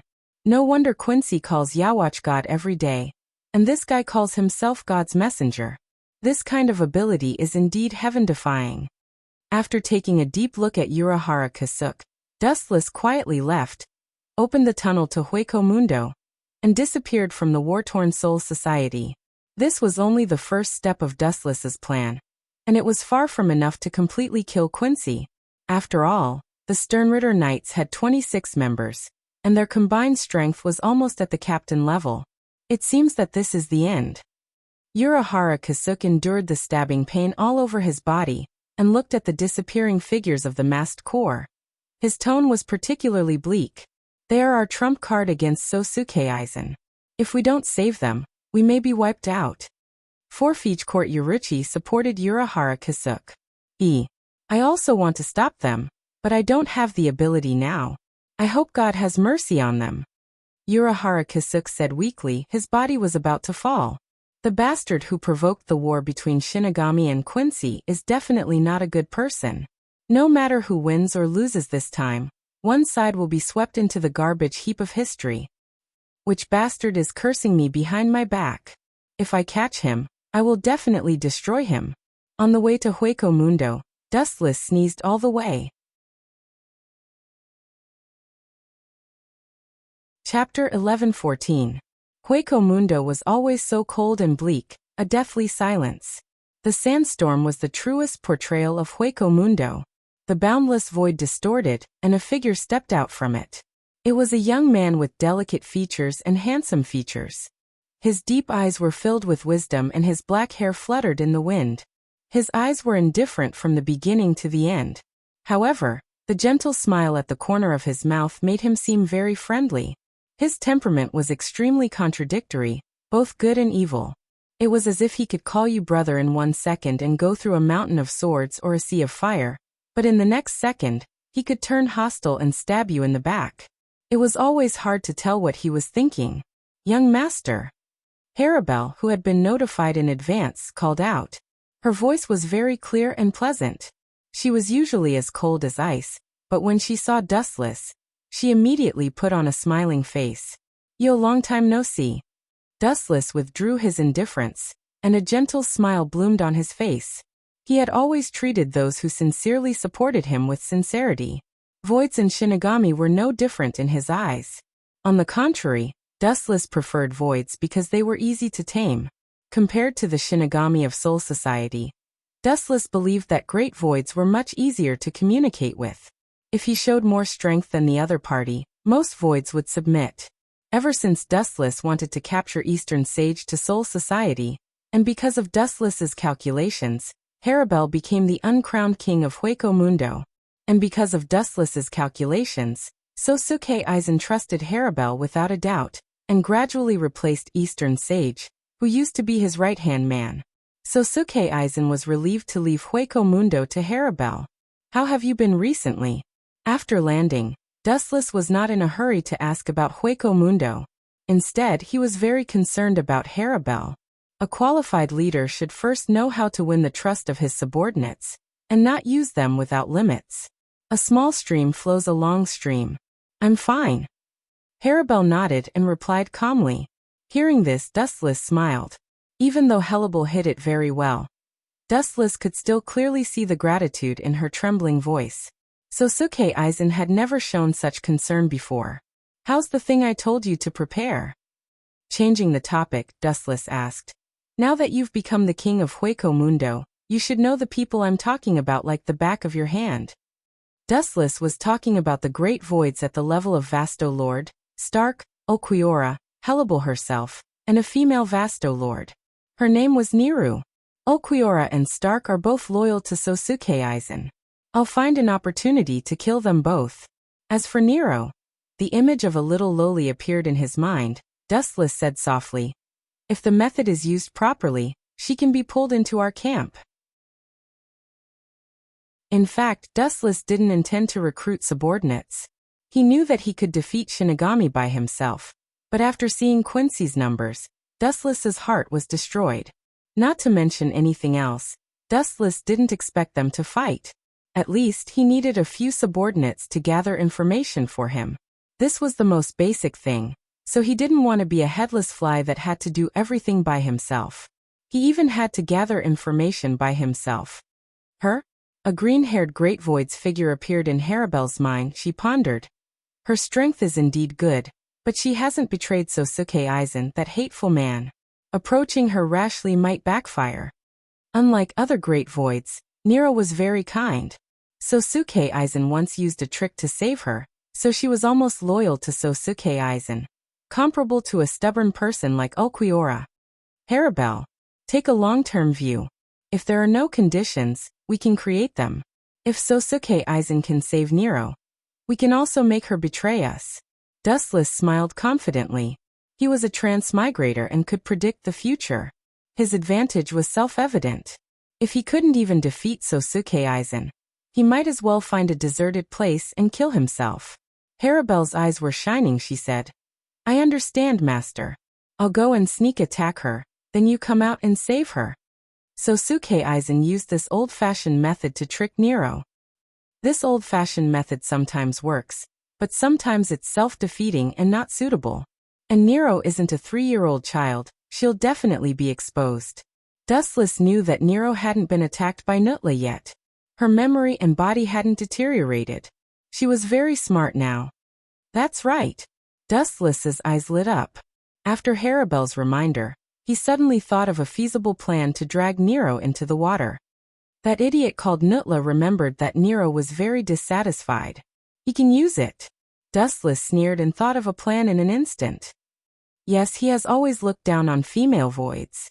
He's as arrogant as Grimjow, who was killed by Master. When mentioning Nutla, Harabel's face was cold. Amira Juches wasn't worth mentioning to her. But even so, Nutla didn't know what was good for him and deliberately provoked her. Not only did he provoke Nero, but Harabel also provoked him. She wasn't afraid of Nutla. Vasto Lord could easily crush a Juches. She was too lazy to deal with Nutla because she didn't want to cause trouble. But some people thought that this was a disguised fear, so they took advantage of it. That's just right. After using him, I'll take the opportunity to kill Nutla and purify the world. In the sandstorm, Dustless and Harabel's figures drifted and disappeared in an instant. Chapter 11:15. Las Noches Palace was dark and depressing. After Helibel became the new uncrowned king, all the big and small affairs were completely handled by her. A female void is so arrogant. One day I will kill you too. Nutla's eyes were full of greed, circling around Helibel and Nero. He was an Ajuches, and he was fascinated by the legendary Vasto Lord. All voids yearned to reach that level, and the arrogant Nutla was no exception. If I devour two Vasto Lord, I will definitely break through the bottleneck and advance to Vasto Lord. His eyes were full of greed, and Nutla was daydreaming. In the vast expanse, he seemed to have seen the day he became Vasto Lord. In a secret room in Las Noches Palace. What did you say? How could it be? How could Aizen abandon her? That guy is Vasto Lord. Nutla asked with wide eyes, looking at Helibel in disbelief. His face was full of doubt, and his first thought was that Helibel deliberately lied to him. Nero is too kind, not suitable for battle. Therefore, Lord Aizen decided to abandon her, and let you secretly kill her, and then devour her. Helibel repeated, her tone indifferent. These words were naturally ordered by Dustless to say by Helibel. It was very cost-effective to get rid of Nutla, an eyesore cockroach, and at the same time to pull Nero to their side. By the time Aizen realized it, his 10 blades had already been shattered into pieces, turning into nothing more than a bubble. Are you not willing? After you devour Nero, Lord Aizen will do everything to help you enter Vasto Lord. After all, you have the greatest potential among all the Ajuches. Helibel said softly, her voice full of endless magic, bewitching Nutla. He seemed to be bewitched, his throat choked, and his body trembled slightly. Willing, of course I am willing. Nutla said quickly, slandering in his heart. Do you think I am stupid? This kind of beautiful thing, only an idiot would not be willing. But, as if thinking of something, Nutla said unwillingly, but Nero is a real Vasto Lord. If she really fought seriously, I would definitely not be her opponent. Although very unhappy, Nutla had to admit that he was not Nero's opponent. The gap between the two was too big. That is your own business, the road has been pointed out. Whether you can do it or not depends on your ability. Helibel said indifferently. Hearing this, Nutla's expression, and began to think about how to plot against Nero. He didn't doubt Harabel's words because Nero was that kind of person. She wasn't suited for battle and was too kind. She was the complete opposite of Hollow's nature. Therefore, Netera wouldn't be surprised if Sosuke Aizen kicked her out of the battle. The key was the method. Young master, I've already explained everything according to your method. As for Nutla's final move, I don't know. Inside Las Noches Palace, Dustless leisurely leaned on a chair, very comfortable, his face intoxicated. Don't worry, he will definitely attack Nero. I know that kind of arrogant person too well. Dustless waved his hand, indicating that Helibel did not need to worry. Nutla's mantis form was extremely arrogant, even more so than Grimjow, who was killed by Dustless before. He liked to call everyone trash. He is not reconciled when facing Nero, he always has disdain in his heart, but he can't admit that he is not Nero's opponent, so he will use other despicable means. This is the essence of Nutla. Helibel nodded involuntarily. It was not so much the essence of Nutla, but the essence of Nutla. An evil soul like Nutla was originally born from negative emotions. Boom boom boom. A violent roar came out of nowhere, causing the entire virtual night palace to be on the verge of collapse as it swayed back and forth with creaking sounds. This spiritual pressure is Nutla's, the other seems to be Nutla's spiritual pressure. Helibel guessed, obviously a little sluggish. How long has it been? and Nutla can't wait to find trouble with Nero. No need to be surprised, this is very normal, everything is expected. Dustless smiled indifferently. This was the ability of a transmigrator to foresee the future, an innate advantage. Boom boom boom. Another violent wave of spiritual pressure crushed the surrounding greater voids. Nero was still fine as she had deliberately suppressed her spiritual pressure. However, Nutla's abnormal spiritual pressure swept across like a hurricane, and some of the weaker greater voids were directly crushed. Dustless and Hannibal didn't feel anything. It was like a gentle breeze. They didn't feel uncomfortable at all. Instead, they felt very cool. The only uncomfortable thing was that this cool breeze also carried an endless smell of blood. It made people uncontrollably nauseous. This is a good opportunity. Find a chance to get rid of Nutla, then I will save Nero. Dustless, who was watching in the dark, sneered. He did not think that he was despicable. Instead, he felt that he was unusually kind. Hannibal loyally followed Aizen Sosuke, who expected that in the end, she was instantly killed by Aizen Sosuke.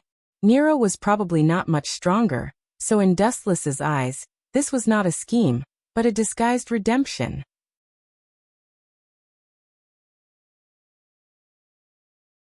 Chapter 11:16. On the other side, Nero and Nutla were engaged in a fierce battle. The spiritual pressure of both sides swept across the entire Las Noches palace, causing cracks to appear in many places. However, the grand voids of Las Noches palace turned a deaf ear to this. This kind of thing was not strange. Nutla often challenged Nero, and most of the time, the results were the same. Nutla was completely defeated. After all, Nero was a Vasto Lord. However, the situation this time was somewhat unusual. Nero's spiritual pressure was ferocious, more than any previous time. She was serious. You dare to attack my subordinate? You bastard, you are digging your own grave. Everyone had their own bottom line, and Nero was no exception. Looking carefully, there were two grand voids leaning against the surrounding walls. There were obvious bloodstains on their bodies, and they were obviously seriously injured. Nutla went too far this time. He actually injured Nero's subordinate. This is interesting. Dustless rubbed his chin and laughed strangely. If Nero was playing with Nutla before, then this spiritual pressure that was close to going berserk showed that she was serious. Yes, Nilu values her subordinates very much. Nutla really poked a hornet's nest this time. Amira Juches actually dared to anger Vasto Lord. I have a new understanding of his stupidity. This was simply a retard. A huge aura swept across the entire Las Noches palace. A thick energy beam spread out from Nero's body, and a destructive wave erupted. The ground was scorched, and the sky was blocked. At this moment, Nero was like a god of destruction. Damn, is this Vasto Lord's strength? Hateful, this damned woman did not use her full strength to deal with me before. Under this horrifying spiritual pressure, Nutla felt that he was very small and could not withstand a single blow. He was as fragile as a bug. His arrogant heart was inevitably insulted. Sneak attacking me and seriously injuring my subordinate. Even if this goes to Lord Aizen, I will not let you off easily. Nero's murderous intent was awe-inspiring. Her beautiful eyes were cold, and even the surging space around her could freeze. Go to Lord Aizen? What an idiot. Neutra laughed unscrupulously and said with disdain. Oh right, I forgot to tell you. The person who ordered me to kill you is Sosuke Aizen. Well said. Dustless, who heard this from afar, was overjoyed and secretly gave Nutla a thumbs up. Impossible. Niru was stunned for a moment before she sneered. You want to trick me into betraying Aizen? Are you kidding me? Do you think I'll fall for it? Too naive. You're the idiot. Sosuke Aizen is only using us as pawns. He wants us to be his pawns. Do you think your personality is suitable? You are too merciful, so you must be removed. Neutra laughed wildly. His laughter was full of sarcasm. Seeing that Nero was silent, he continued to attack her bluntly. Look at our fight. We have already destroyed Las Noches, and no one has stopped us. This shows that you have been abandoned. When these words fell into Neru's ears, it was even more serious than being cut several times in a row. She clenched her fists tightly. Humph. Aizen said that as long as I kill you, I can devour you, and he will help me advance to Vasto Lord. At the end of his speech, Neutra almost danced with joy. The person who actually said these words was Hellebel, but Neutra, who discriminated against women, didn't even say Hellebel's name.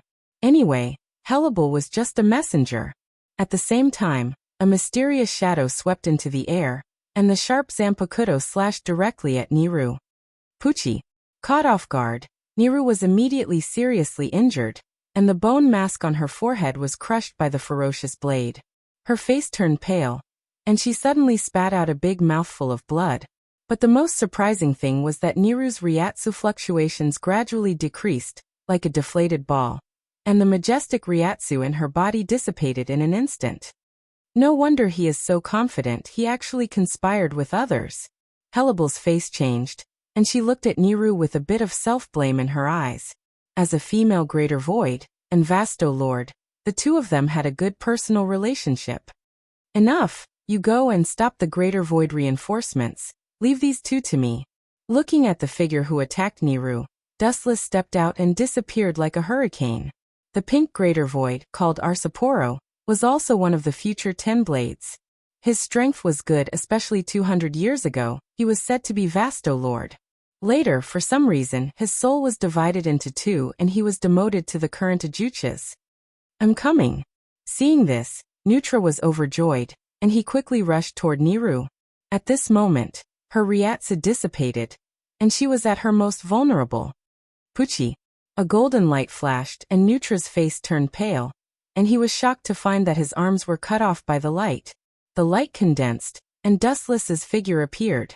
Looking at Niru, who was on the verge of collapse, Dustless stepped forward. Dustless breathed a sigh of relief, and gave Niru a comforting look. Phew, fortunately she's fine, just some superficial wounds, no big deal. Who are you? The pink-haired Arsaporo asked. Looks like a Grim Reaper. But you dared to break into Las Noches Palace alone. Even if you are a Grim Reaper, you will die. Hearing this, Dustless stared coldly at Neutra. This meddlesome Ajuchas was beyond his expectations, and Niru was injured. It's you two who should die.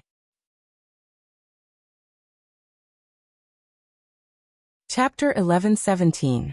His deep eyes spun, and a murderous glint flashed. Nutla and Salapalo's hearts skipped a beat. They knew that things were not going well. Those ferocious red eyes seemed to want to annihilate their souls.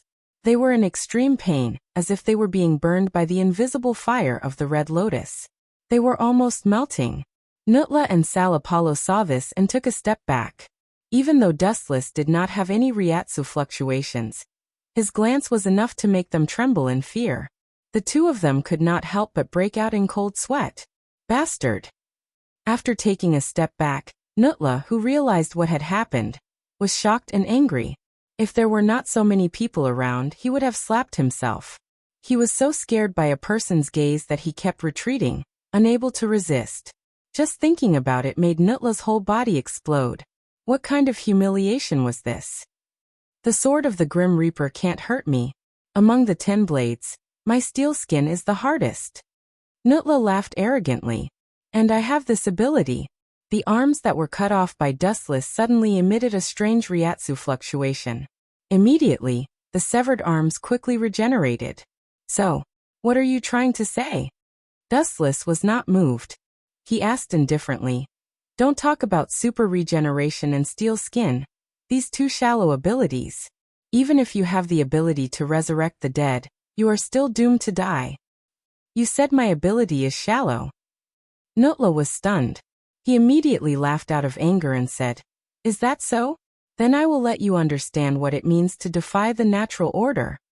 The word shocking is a true description of me. After saying that, Nutla waved his horrifying weapon and stabbed. His speed was so fast that only a black afterimage could be seen. Even because the sand was too soft, the place where he passed by set off a storm. You are short-sighted. Do you really think that Aaron cars are invincible? Don't be ridiculous.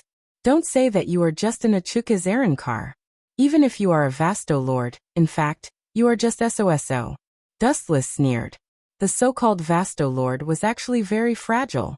At least in Dustless's eyes, It could be destroyed with a flick of his finger.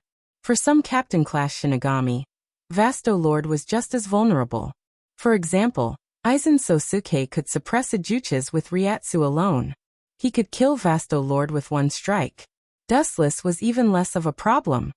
And at this moment, the sky suddenly darkened. Dustless suddenly looked up and saw a figure wielding a large saber descending from the sky. The force of his falling body was like a mountain that weighed hundreds of tons. Go away. This guy is very strong. Seeing Dustless looking at the sky like he was possessed, the kind-hearted Nero quickly reminded him. However, if she knew that the person who had planned all of this was Dustless, her heart would probably be so depressed that she would vomit blood. Leave. Why should I leave? Hueco Mundo doesn't belong to their family. Glancing at Niru indifferently, Dustless remained calm.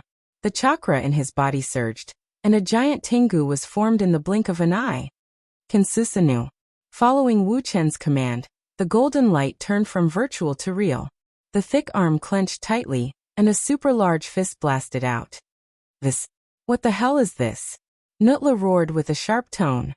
His eyeballs almost popped out of their sockets as he looked at the oncoming golden Daquan, which was almost the size of a small mountain. Feeling the penetrating sharpness of the fist, he quickly blocked his weapon in front of his chest. Bang!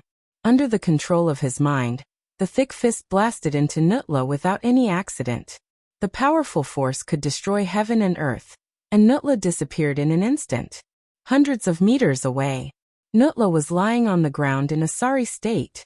His bones were shattered, and only his internal organs and head were intact. The rest of his body had been crushed. What kind of monster is that? Lifting his head with difficulty, he saw the terrifying Tengu armor, sensed the heart-palpitating power, and the injuries all over his body. Nutla's self-esteem collapsed in an instant. I must tear you apart alive, I must. Nutla gnashed his teeth and said hatefully, revealing a hysterical madness in his words. Listening to this determined tone, it seemed that he wanted to perish together with Dustless. However, he didn't have the chance. Dustless turned into a rainbow light, illuminating a large area of Las Noches Palace. The dazzling light made people not dare to look at him directly. What does this guy want to do? Nutla was stunned. Looking at Dustless, who had turned into a flash of light, a hint of fear instinctively flashed in his eyes. He quickly used all the strength in his body to activate super regeneration. He instinctively felt that something was wrong. Are you still going to struggle? But it doesn't matter. You're lucky that your internal organs weren't destroyed just now. This time, I'll crush your entire body. With a sinister smile, the light gathered in Dustless's hands swarmed out. The moment it appeared, it almost covered the entire sky. Yasakani no Magatama. Whoosh whoosh whoosh. Thousands of sharp piercing sounds made people shudder. Nutla stared blankly at the falling light bullets. His face was ashen, and the idea of super regeneration was put down. Bang bang bang. Not only Nutla's body, but the earth was also affected by the most ruthless and cruel radiance. Countless holes were dug out, and almost half of Las Noches Palace was filled with holes. As for Nutla, his body was crushed into powder, and the stench of a foreign species was still lingering. Life and death were completely destroyed. Not to mention continuing to fight with Dustless, Nutla didn't even leave behind a corpse.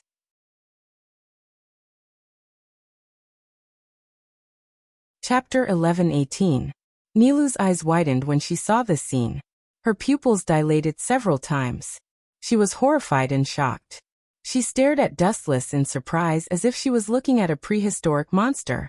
Her eyes refused to move at all. He killed Nutla in just 2 moves. Oh my god, am I dreaming? Nero murmured to herself. She knew that she could easily defeat Nutla, but she was far from being able to defeat someone as simple as Dustless. It was completely overwhelming strength. No, it was completely using the strength of a super dimension to instantly kill Nutla. The two sides were completely incomparable. Strange, when did such a person appear in Hueco Mundo? Nero's eyes glowed, and her face showed deep curiosity. Sal Apollo's face was full of disgust. In terms of strength, Nutla was still above him. Although he used to be Vasto Lord, That was almost 200 years ago. Right now he was just a weak Ajuchas. Nutla was the best example. He did not even have the time to release his blade before he was killed by Dustless. Only 2 moves. No, only 1 move. In Salapalo's view, the last move, Yasakani no Magatama, was completely unnecessary. It was just a casual move, and he did not even make a move, but Nutla was instantly crippled.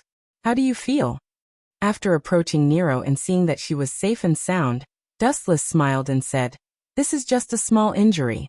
There is no need to worry about it." Nero nodded and looked at Dustless gratefully. She solemnly thanked him and said, "If it wasn't for you, I would have been killed by those 2 despicable guys." And Nero's eyes rolled around Dustless. She said in surprise, "It is really rare to see a greater void like you." Void. Hearing this, Dustless shook his head helplessly in his heart, thinking that Nero was really kind and naive. Idiot, he's not a void. He's a Grim Reaper through and through, Therill said cautiously. He unsheathed his Zanpakuto and aimed it at Dustless. "Let's put our personal grudges aside and work together to kill this Shinigami. Since you are loyal to Aizen, you should know that his enemy is the Shinigami." It would have been better if Salapalo had not said anything.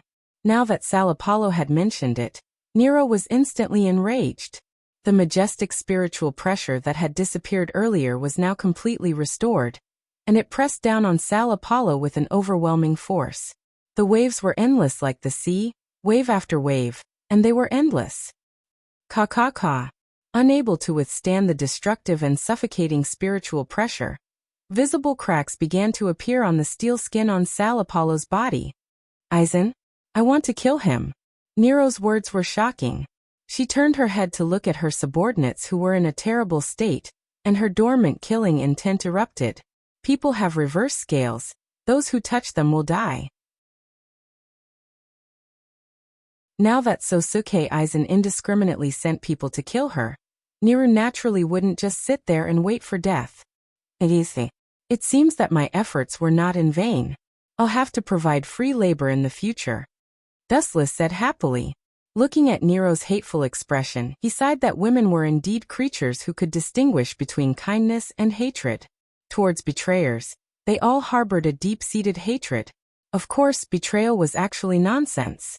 It was just that Dustless had plotted against Neutra once. Ka. The void instantly twisted into a whirlpool, and a pink light appeared. The extremely dense energy fluctuation attracted Dustless and Nero's attention. Is this Wang Su's flash? Nero's pretty face was extremely ugly, and crystal-clear beads of sweat fell from her forehead. Normally, she would not be afraid, but now she was powerless to deal with it. She involuntarily looked at Dustless. Thinking of his exaggerated strength, Nero calmed down a lot. Dustless was far stronger than her, so destroying Void Flash was naturally a piece of cake for him. It was just a small matter. "Go to hell, you 2 eyesores," Therill Apollo said hatefully. He exerted his Ryatsu, and the pink Void Flash grew bigger and bigger. Whoosh whoosh whoosh. The light that had reached the bottleneck gushed out, directly crushing Dustless and Nero. Its power was extremely powerful. Everything that was covered by the pink light was distorted, and even the passing wind and sand were forced to change their trajectory. Boom boom boom. The moment the energy sphere appeared, it turned into a thick beam of light. Dustless and Nero were not worth mentioning. They were so small that they could be easily killed with a flick of a finger. Scared out of your wits? Serves you right. This is the Wang Su's flash, that I used with all my strength, so its power is naturally extraordinary. It's normal for me to be afraid. Neutra smiled proudly, and his smile was very arrogant. You're mistaken. Dustless shook his head and denied it lightly. I didn't dodge not because I was scared out of my wits, but because there was no need to dodge at all. You want me to escape? You don't deserve it. Then, under Therill Apollo's shocked gaze, Dustless slowly raised his right arm and swept it up, hitting the incoming Void Flash head-on. Whoosh whoosh whoosh. The Void Flash that was powerful enough to destroy the sky was suddenly forced to change its trajectory, and swept toward the sky.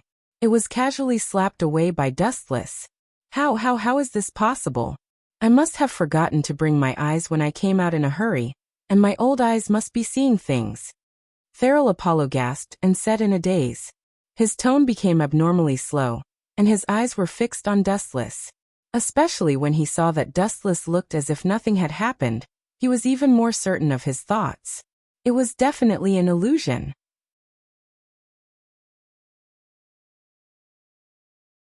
Chapter 11:19. Sal Apollo's face alternated between red and purple as he clenched his fists tightly. Whether it was an illusion or a dream, he had to admit that the Dustless in front of him was a super god. Damn it, if I'm dreaming, it should be my dream.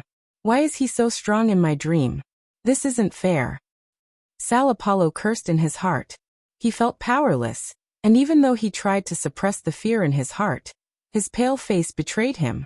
This was the first time he had witnessed such a miraculous scene. Flash had sent Wang Su flying with a single hand. Boom, boom, boom. At the same time, a deafening roar came from the sky, and a pink light covered the sky within a few kilometers, creating a large vacuum. TSKST. If this void flash didn't explode, you would have thought that I did something to it. No, you would have thought that you overslept. Looking at the dumbfounded Sal Apollo, Dustless teased. While speaking, his words were full of sarcasm and disdain. Don't be so smug. Hearing this, Sal Apollo's face changed greatly. He had always thought of himself as superior, so how could he stand being mocked by Dustless?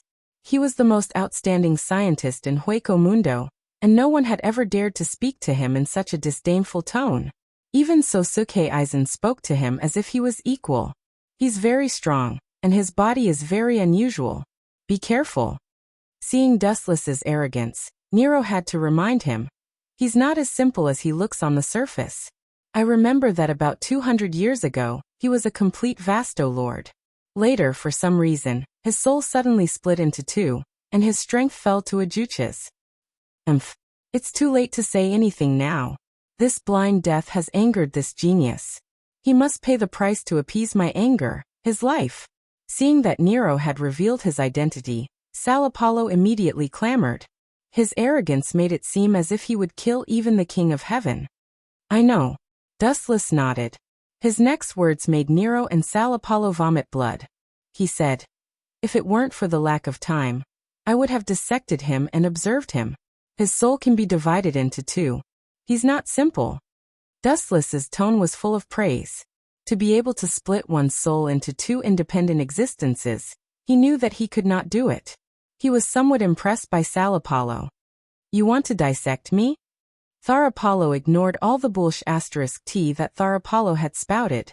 Thar Apollo's handsome face was contorted as he roared. Even if your head captain is here, he won't be able to save you, you bastard. Dustless's eyelids didn't even twitch when he felt the murderous aura coming at him. He directly ignored it. After glaring at Dustless fiercely, Sal Apollo suddenly took out a bottle of medicine. Dustless looked at it coldly and put it to his mouth. Stop him. Nero hurriedly urged Dustless. Sal Apollo is a mad scientist. His research will definitely change the outcome of this battle. Let him do what he wants. Dustless was indifferent. He said nonchalantly, I'm looking forward to seeing what effect the medicine will have on him. Nero didn't know whether to laugh or cry. She was sure that after Sal Apollo swallowed the pill, his strength would at least increase by a few dimensions. Kikik. Ha ha ha. Sal Apollo roared with arrogant laughter.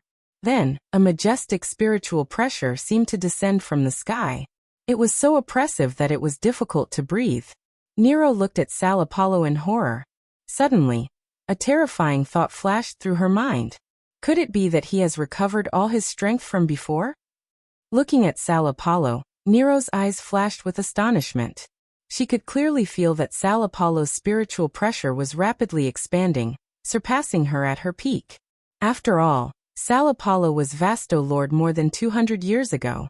I really don't know what you are afraid of. Just because he is Vasto Lord and has recovered his peak strength? Don't just limit your vision to Vasto Lord. Set your sights higher. There are many existences in this world that are stronger than Vasto Lord. For example, Sosuke Aizen, who you used to work for. Dustless explained calmly, turning a deaf ear to the immense spiritual pressure emanating from Sal Apollo. Tiske. Don't tell me you are at the same level as Sosuke Aizen. Sal Apollo sneered. His eyes were full of arrogance. He closed his eyes and felt the spiritual pressure in his body. The trump card is usually used last. This is the price you have to pay for angering me. With a sneer, Sal Apollo took a step forward. He was as fast as lightning, and then he attacked. So fast. Nero was shocked. She could only see a faint afterimage. That exaggerated speed was beyond her detection ability. Whoosh. In an instant, the storm suddenly disappeared. It evaporated into thin air. She couldn't sense the spiritual pressure anymore. Where did he go?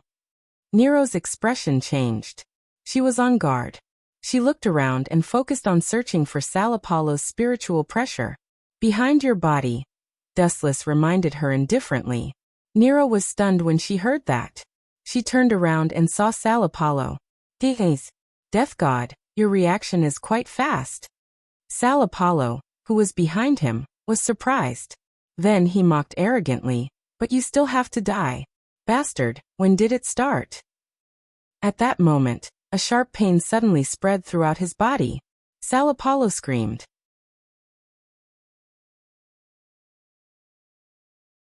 Chapter 11:20. Sal Apollo was shocked. Following his line of sight, one could clearly see that there was a golden sword stabbed into his abdomen. It was sharp, and the blade was emitting a dazzling golden light. Just looking at it would cause one to feel a stabbing pain in one's eyes. It was Dustless's personal artifact, the sword of heavenly clouds condensed from the glint fruit. When did this happen? I didn't see you do anything. Sal Apollo murmured as his monstrous body trembled. When? This sentence and this question are too funny. Dustless was very calm, and then he sneered in disdain. Indeed, as you said, I didn't do anything. You were the one who foolishly bumped into me. Haha. These words made Nero laugh.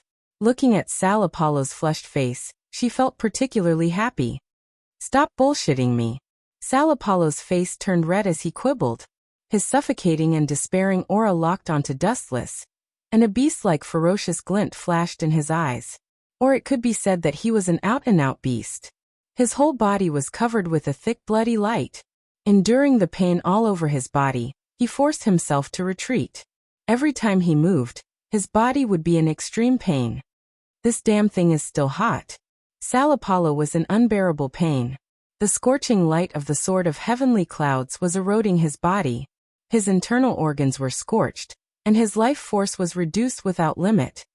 Bastard!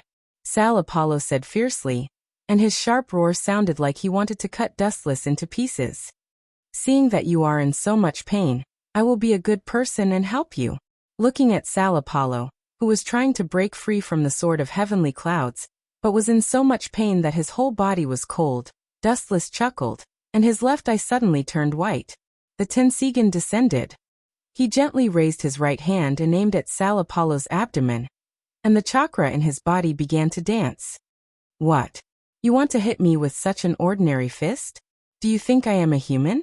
No, this kind of ordinary fist can't even kill a human, let alone me, who was a top great Void Realm expert of Vasto Lord 200 years ago. Looking at the ordinary fist, Sal Apollo expressed his disdain. The corner of his mouth curled up into a mocking smile. Is that so? Then please give it a try. Dustless smiled strangely, and the Tensigan rotated rapidly, injecting all the eye power into his fist. Bang bang bang. An unparalleled repulsive force exploded, instantly blowing up half of Sal Apollo's body, leaving only the lower half. Aw. I wanted to play with you until the end, but it seems like I used too much strength, Dustless said with a face full of self-blame. You bastard. The roaring sound came from all directions, and the indignant voice lingered in Wu Chen's ears for a long time without dispersing. Still alive? That's great. Then, to Nero's astonishment, Sal Apollo, who only had half of his body left, began to release spiritual pressure and slowly formed a new body. How is this possible? How can he be reborn after his heart and head were destroyed? Nero was shocked. This was the first time she had seen such a situation. This is normal. This guy was Vasto Lord 200 years ago, and it is normal for him to find ways to improve his strength or his physical ability. Don't forget that he is a scientist, and it is normal for him to invent some strange things. Dustless explained calmly. After all, he was Vastolord, and it was normal for him to have some trump cards. Are you saying that my invention is a strange thing? Salapalo was furious. Voidness was composed of negative emotions, and except for a few individuals, many people were easily angered. How dare you say that such a great invention is strange? This is blasphemy. Salapalo roared with all his might. Then he declared proudly, my body, after decades of modification, has far surpassed the ability of super regeneration. Even if there is only a tiny bit of flesh or a single cell left, I can recover it. Salapalo was extremely arrogant and acted as if he was invincible. This made Nero frown. If what Salapalo said was true, then this guy had an immortal body and could be said to be invincible. Is that so? Thank you for your reminder. Dustless's spiritual pressure and chakra were all extinguished, and he thanked Salapalo seriously. Soon after, the corners of his mouth lifted slightly, revealing a terrifying arc. Since you've told me your weakness, then I'll shatter your entire body. Truth-seeking jade. She waved her hand, and a black ball the size of a fist appeared. Bah! Are you trying to scare me? Childish. Seeing this, Salapalo smiled disdainfully. How could such a thing destroy him? He waved his hand and said, come at me if you dare. I promise I won't dodge. Then please go to hell. Dustless said coldly. With a thought, the truth-seeking jade instantly enlarged by hundreds of times, turning into a large ball and swallowing Salapalo, who was unaware of it. He didn't even have time to scream before he disappeared. Now, except for Baligan, the king of Hueco Mundo, who was killed by Dustless last time, there was one less Vasto Lord. Won't Aizen Sosuke vomit blood from depression? Dustless thought to himself. Baligan had been killed, and so had Grimjow, and Nutla just now, and Salapalo were no exception. Hellable used to be Dustless's secret chess piece, and now Nero had been betrayed by him. Aizen Sosuke's 10 blades were in pieces.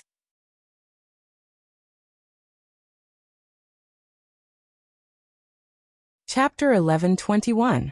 The tip of the truth-seeking ball annihilated Salapalo. He was too careless to fight back, or rather, he didn't care at all. No one would have thought that such an ordinary-looking little sphere would be so terrifying. It was able to turn everything it came into contact with into ashes. The strangeness of it surpassed any of the techniques used in the world. Nero had never seen such a shocking trick before. She knew that Sosuke Aizen couldn't do it. She keenly felt that the ball didn't have Ryatsu. It was made of a special kind of energy. She had never seen it before. How is this possible? Nero's eyes widened, and her mouth opened so wide that a fist could fit in it. She was so shocked that her whole body was numb. The eyes that looked at Wu Chun were filled with obvious changes. They were filled with blind worship and respect. Hueco Mundo was a place where the strong were respected. If you were strong, you were the boss. If you weren't strong enough, you could only be bullied. Aizen was a Shinigami who could ride on top of all the Grand Voids because of his unprecedented strength. That's the best. It'll be easier to fool them. Seeing this, Dustless smiled and deliberately said, that bastard Sosuke Aizen is really hateful. He even betrayed his own subordinates. After saying this, Dustless looked at Nero's half-dead subordinates. I will kill him, Nilu said with hatred. She looked at the subordinate officials with red eyes. She looked like she was about to cry, and I felt pity for her. However, it's a pity that you can't kill him in this state. Sosuke Aizen's strength is second to none in Soul Society. Even the so-called Vasto Lord can't withstand a single move from him. Dustless deliberately said, obviously raising Sosuke Aizen's strength. He said, maybe you don't know, but in Soul Society, even the head captain doesn't dare to underestimate him. Hearing this, Nero's face fell, and the fire of hatred gradually extinguished. At the end of the void was Vasto Lord. It was obvious that this was the end for her. But the sudden words made Niru stunned.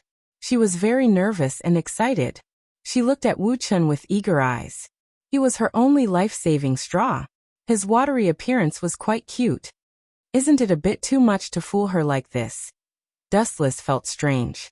Nero was sincerely wiping her mouth, but then he remembered Sosuke Aizen's actions and shook his head resolutely.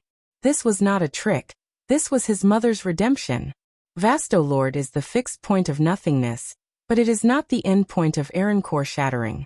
Hogyoku can only remove part of the mask on your body, so Eren core shattering actually has the possibility of improvement. Wu Chen explained with a chuckle, his tone was extremely certain. At this moment, a golden rainbow rushed over. 1,000 meters, 100 meters, 10 meters. Its speed was extremely fast.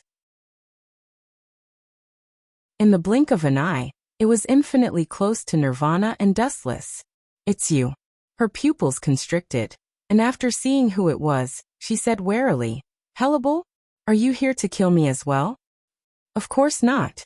Before Hellable could speak, Dustless interrupted. In fact, she's one of my people. Her purpose is to spy on Sosuke Aizen. Her cold and calm tone made it seem as if she was narrating a trivial matter. How did you do it? Hearing this, Niru's eyes lit up. Now Hellable was the uncrowned king. Sosuke Aizen left everything to Hellable, which showed his trust in her. Who would have thought that Hellable was a spy? Dustless was a Shinigami, but from the current situation, he was not an enemy. I helped Hellable remove her mask. Dustless said to Nero with endless temptation. It's actually very simple, but also very difficult. At least in this world. I'm the only one who can do it. Hellable also instantly took off her mask. Her snow-white skin was exposed, and her huge meatball swayed. She didn't care about Dustless's existence. Damn. It's even bigger than my head, this feeling. Te. Wu Chen was dazzled for a while. His eyes were dazzled. If it weren't for Nilou in front of him, he really wanted to experience how it felt. Nero's eyes flashed with desire. Although Hellable's important subordinates were exposed, she didn't care. For Shulai, this kind of trivial matter was not worth mentioning. Growing up in an environment where the strong preyed on the weak, they only pursued power. Greetings, my lord. Nero immediately knelt in front of Dustless to show her loyalty. She naturally knew why Dustless wanted to do this. Get up, Sosuke Aizen is our enemy. Dustless chuckled, and immediately raised his hand to help her up. Nero was slightly moved. Sosuke Aizen would not do this. Bring your subordinates here. I can restore them. Looking at Nero's dying subordinates, Dustless wanted to be a good person to the end. Of course, to be precise, he wanted to win people's hearts. Super regeneration was not an ability that every Shulai had. Nero's subordinates did not have this ability, so their bodies were destroyed and they could only wait for death. This kind of problem was very tricky for Nilou, but it was just a small matter to Dustless. There was no problem at all. Thank you, my lord. Nero was grateful and her tone was unusually excited. It's rare to see a great Shulai like you. Dustless sighed with a thought-provoking tone. Nero was the only one in Hueco Mundo who would put down her face to beg for help for her subordinates. However, perhaps this was why she was so cute.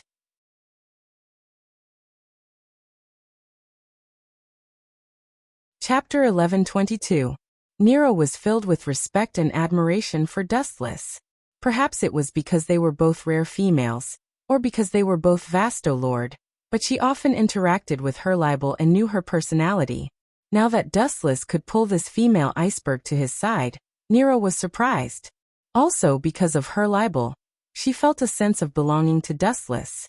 After all, they were both Vasto Lord, and they shared a common language. Sir, wait. Don't call me sir, call me young master. Dustless's face was stern, and his tone was firm.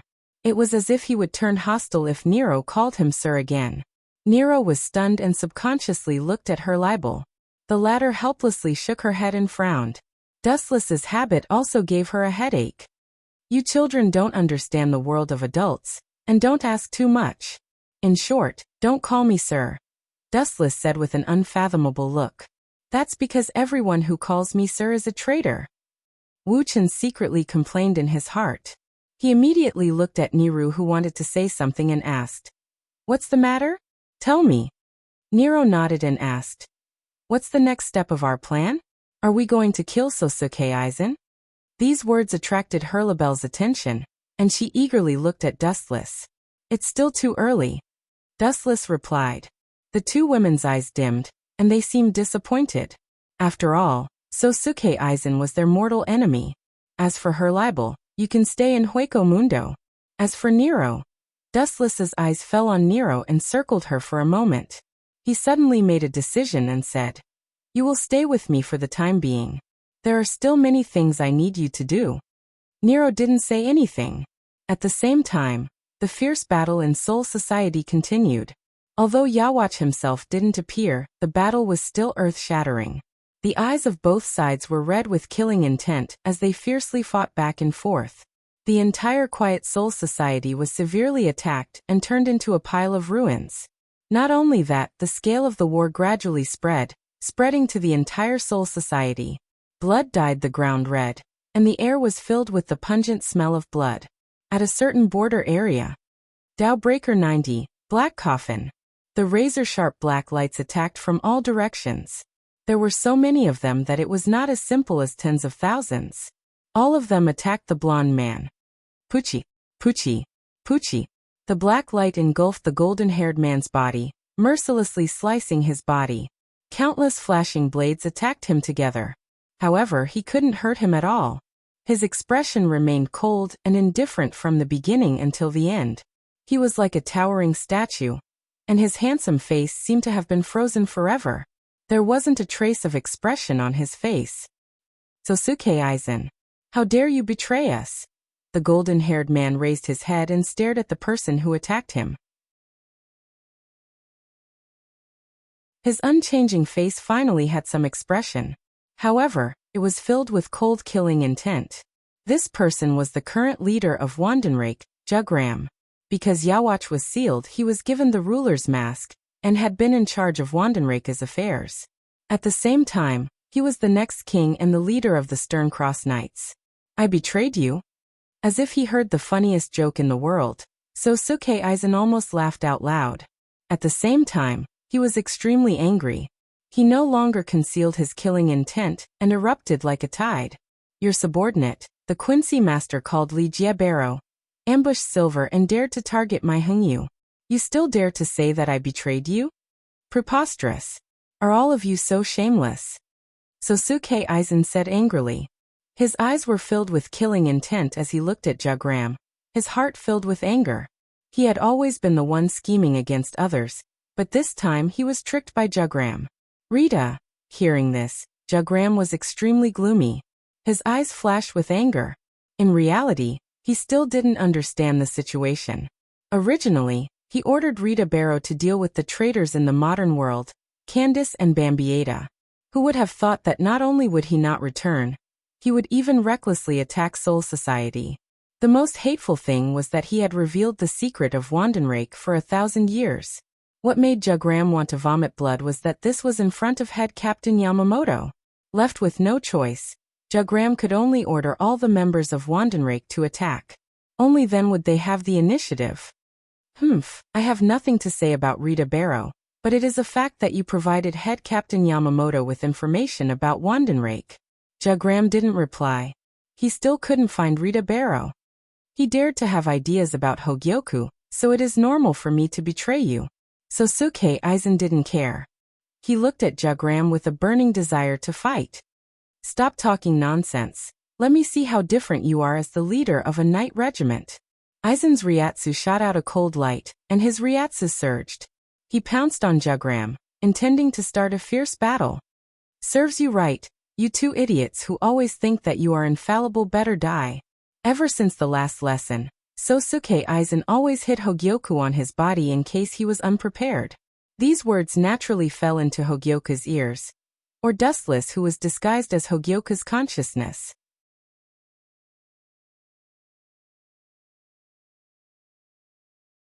Chapter 1123.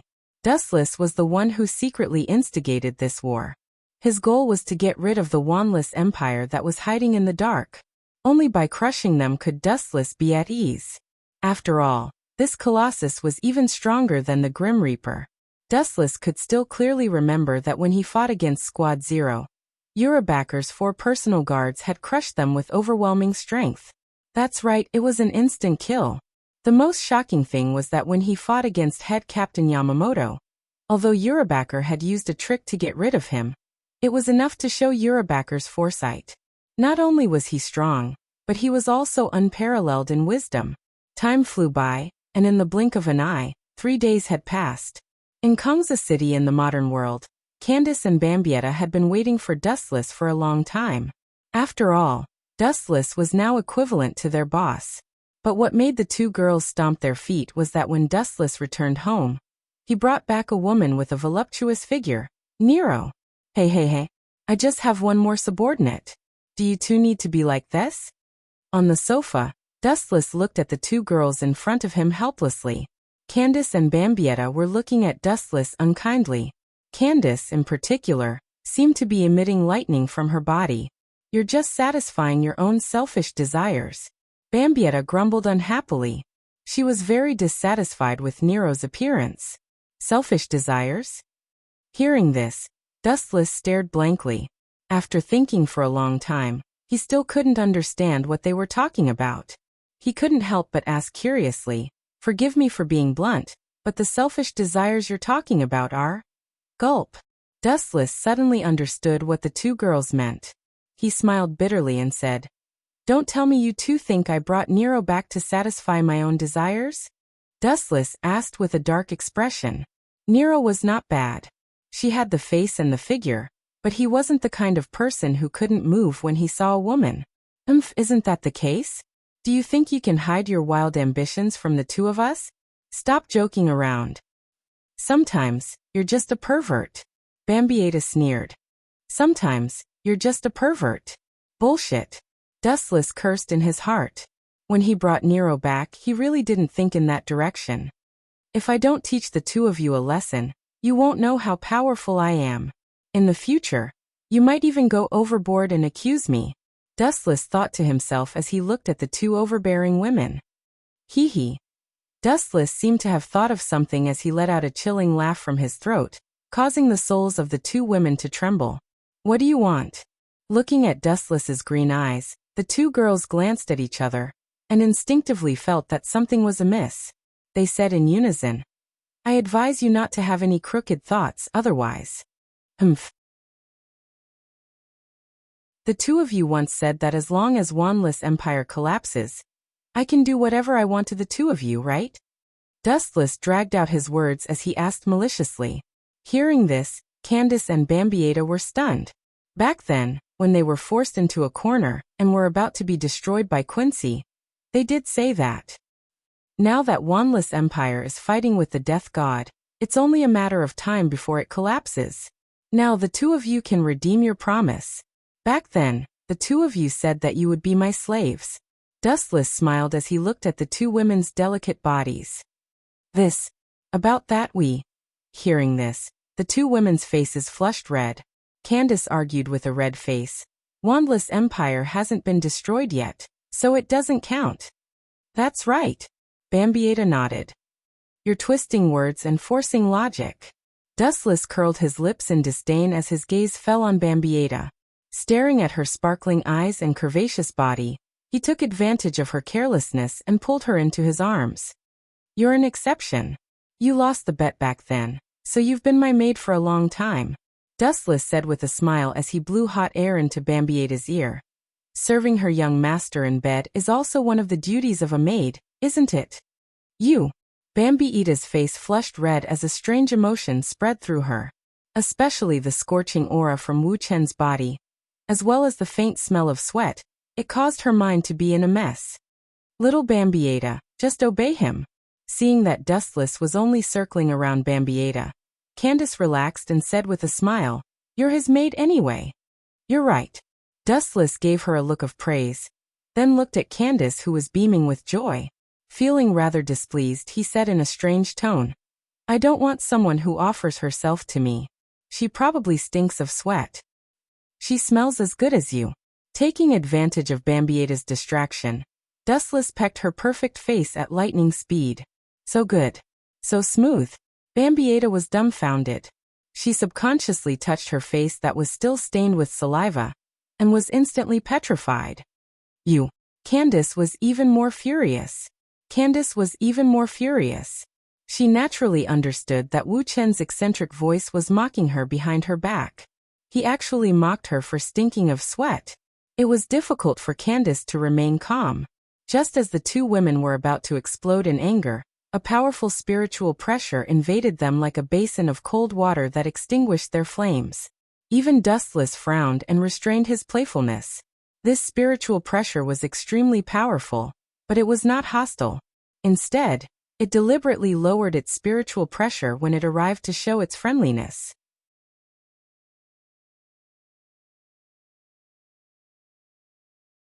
Chapter 1124. Dustless's playful heart gradually extinguished as he carefully sensed the changes in spiritual pressure. He could not help but be surprised because he felt that this abnormal spiritual pressure was very familiar. He had encountered it before. Who could it be? Dustless murmured, frowning as he thought to himself. It should be a powerhouse you once knew. The other party deliberately lowered his spiritual pressure as a gesture of goodwill. Otherwise, he would have already killed his way in. Candace showed her rare wise side as she analyzed carefully. Although the other party deliberately lowered his spiritual pressure and controlled it very skillfully, it's obvious that he has undergone years of training. He's obviously a captain-level Grim Reaper. No matter who he is, if he doesn't know what's good for him, I don't need to reason with him. Dustless stretched his waist lazily. No matter who the other party was, there was no need to care. If it was go against the current, he could just kill him. Soul Society was now in a mess anyway, and no one would care about what happened in the modern world. Candace and Bambietta looked at each other and fell silent. After all, Dustless was their boss, and now that their strength had been taken away, they would only be a hindrance, so they simply chose to turn a deaf ear. I hope I didn't choose the wrong person. Outside the villa, a middle-aged man with a hat muttered to himself. Oh, what a rare guest. Looking over, a young face wearing a kimono and holding a walking stick came into view. He was very young, but his eyes were exceptionally weathered. Isn't this Manager Pu Yuan? Suppressing the astonishment in his heart, Dustless asked indifferently, What brings you here from afar? Seeing that you are safe and sound, you seem to have expected that I would not be sealed. Your wisdom is really enviable, Manager Pu Yuan. Dustless emphasized his words, and there was a hint of killing intent in his words. The visitor was Kasuke Urahara. Of course, Kasuke Urahara replied calmly, ignoring Dustless's killing intent. Don't forget that I have been operating in the modern world for 100 years. When you came to settle down in the modern world, I discovered you. I see. Dustless didn't doubt his words and asked with interest. Then why is Urahara's store manager here? Don't tell me you're here to arrest me. Hearing this, Urahara Kasuke smiled bitterly. If he really had such strength, he would have gone to the Broken Soul Society.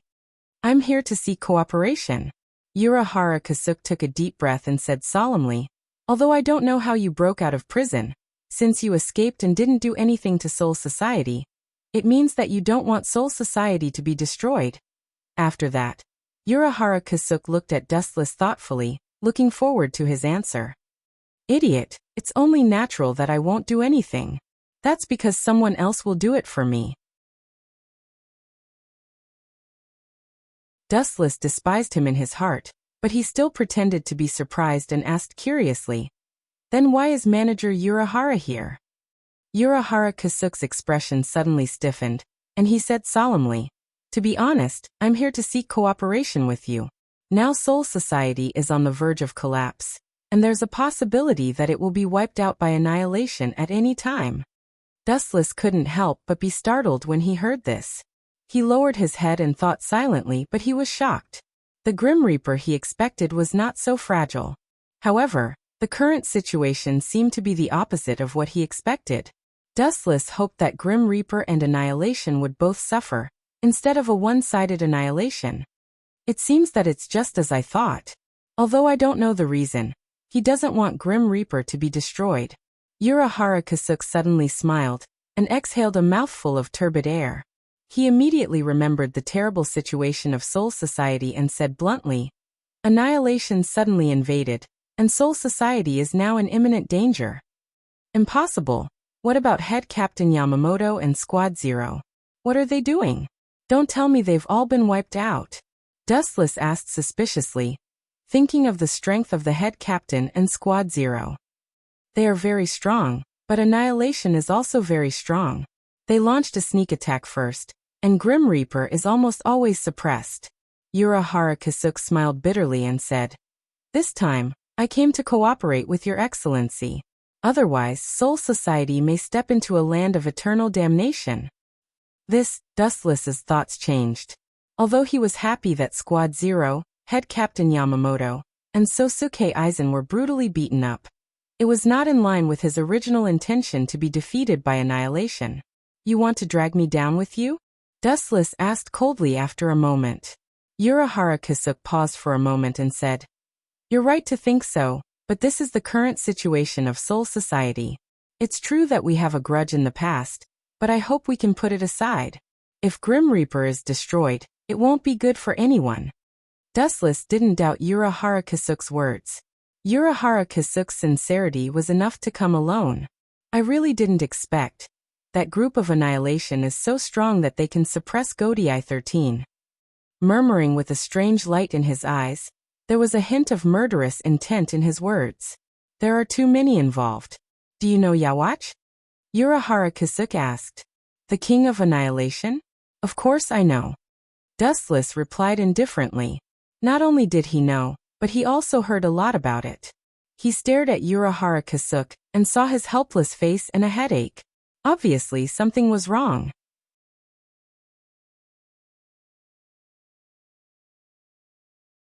Chapter 1125. Perhaps Urahara Kasuke's words were exaggerated, but it was undeniable that Soul Society was in a stalemate. After all, it was a fact that the Sternritter Legion had annihilated the Grim Reaper. Even Yawatch, Jagram, and the guards did not make a move. By the way, there is another important question. Speaking of this, Urahara Kasuke's face was extremely solemn. He pondered and said, "When I was still the captain of Soul Society, I heard a lot about Yawatch." About Yawatch. Dustless's face flashed with a hint of doubt. He suddenly realized something and said, "It should be the information about Yawatch found in the Daling Library." Indeed. Urahara Kasuke did not deny it. The Daling Library was indeed a mysterious place. "But in it I got a terrible news." After a while, Urahara Kasuke's voice was extremely heavy and hoarse. Dustless could even see the sweat on his temples. "Get to the point." Waving his hand, Dustless's tone had a hint of irritation. He guessed that Urahara Kasuke was going to talk about Yawatch's background again. He had already guessed it. There was no need for Urahara Kasuke to say more. Urahara Kasuke was stunned. He remembered the serious situation and went straight to the point. He said cautiously, "In short, that group of Quincy is very troublesome. We can't let them live even if they die. No matter who wins or loses, this is a calamity." With a fierce look in his eyes, Urahara Kasuke stared at the puzzled Dustless and explained. "The common ancestor of Quincy is Yawatch. They call him the Sealed King.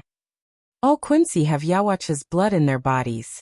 Their abilities also belong to Yawatch, including the Sternritter Legion that is attacking Soul Society now. Their abilities are all given by Yawatch. I also know this. Yawatch has an ability called Saint. After a Quincy dies, their souls all belong to Yawatch. He can use Saint to resurrect all those who died." Before Dustless could finish the last few words, his voice suddenly stopped. Looking at his face, it was like a dark cloud. He suddenly realized that once all the Quincy are annihilated, their souls will all return to Yawatch, which may also lead to Yawatch's early resurrection.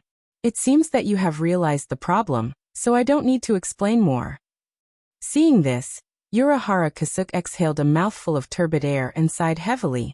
"So no matter what, the one who loses in the end is Shinigami. Since you don't want Shinigami to be destroyed, we can work together.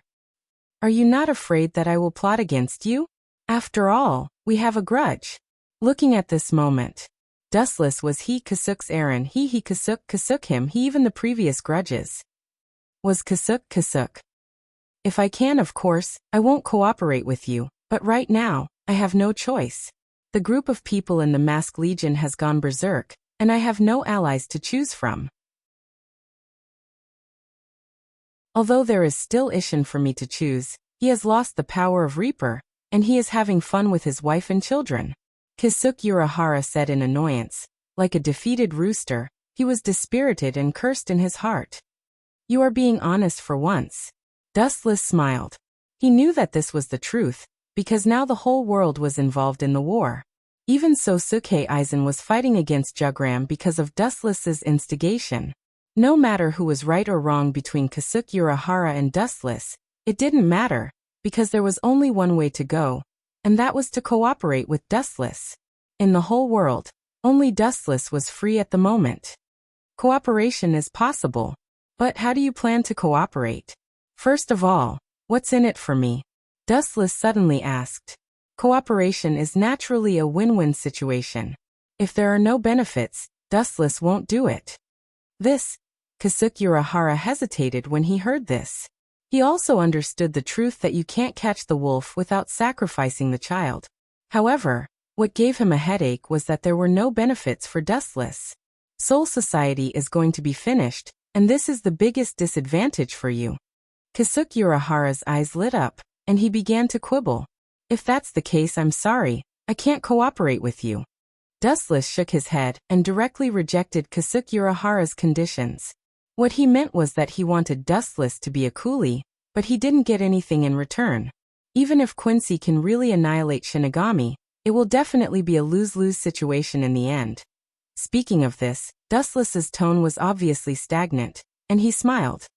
I can just sit back and reap the benefits. When Quincy is exhausted, I will lead my subordinates to destroy all of them. Even if Yawatch really resurrects in advance, it can't be helped. I don't think I'm not his opponent. Kisuke Urahara's face was obviously ugly. He never doubted Dustless's strength. Even if his good friend Dustless fought one-on-one, the scale of victory may eventually tilt towards Dustless. After all, Dustless's strength was there, and Kisuke Urahara chose to cooperate with him because he knew how strong he was. In short, without benefits, everything was in vain.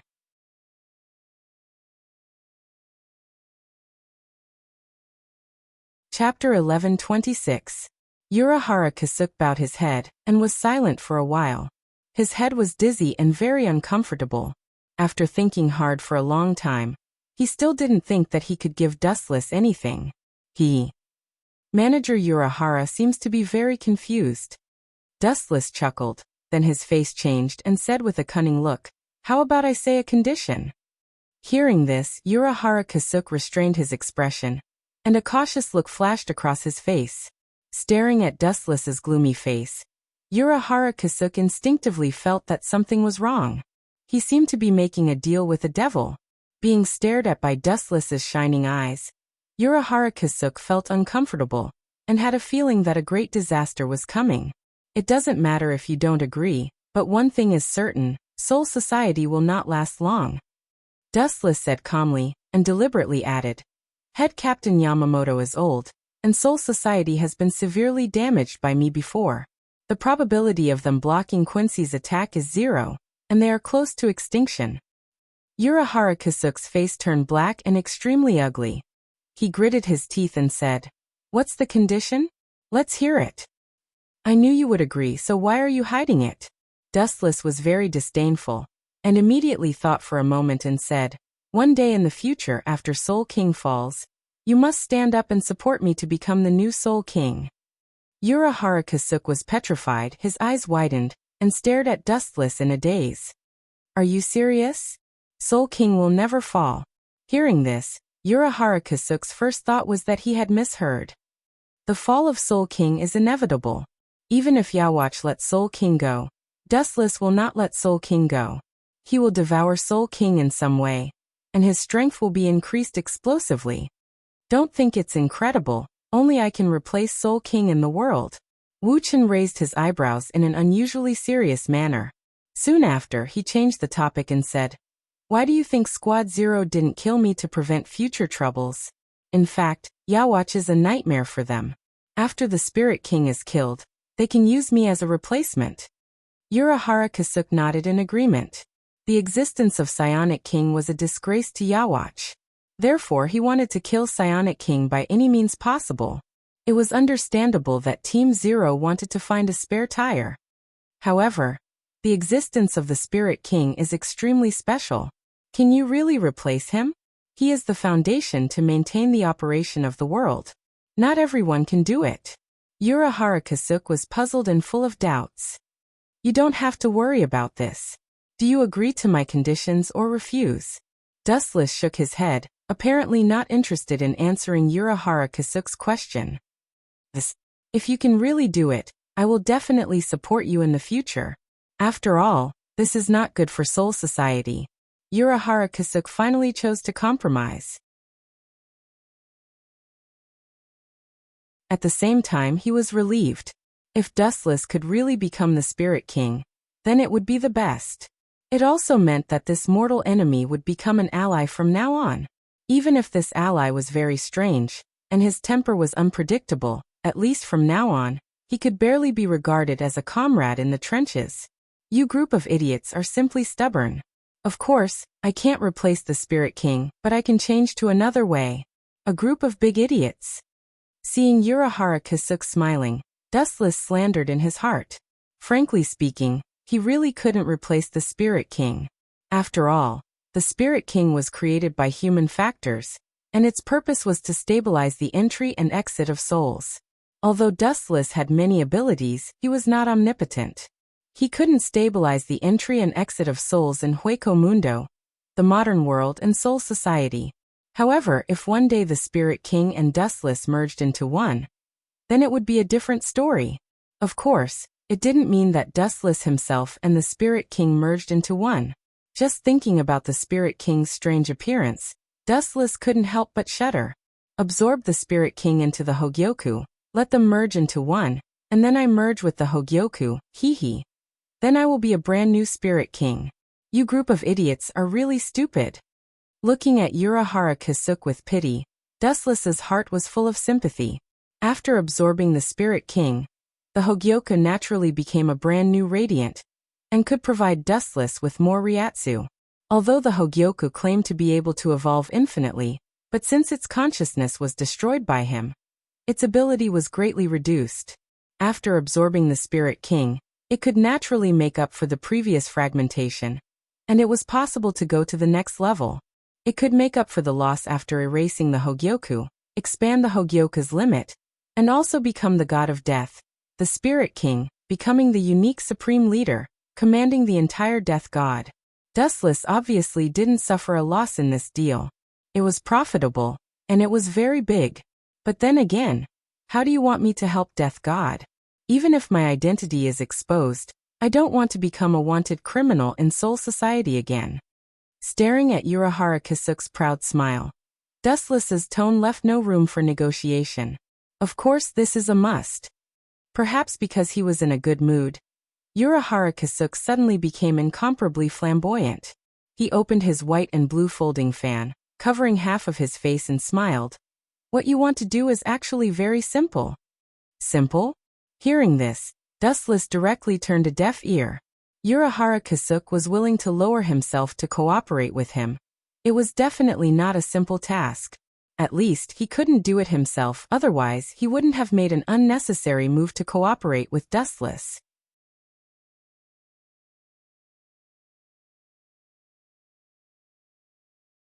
Chapter 1127.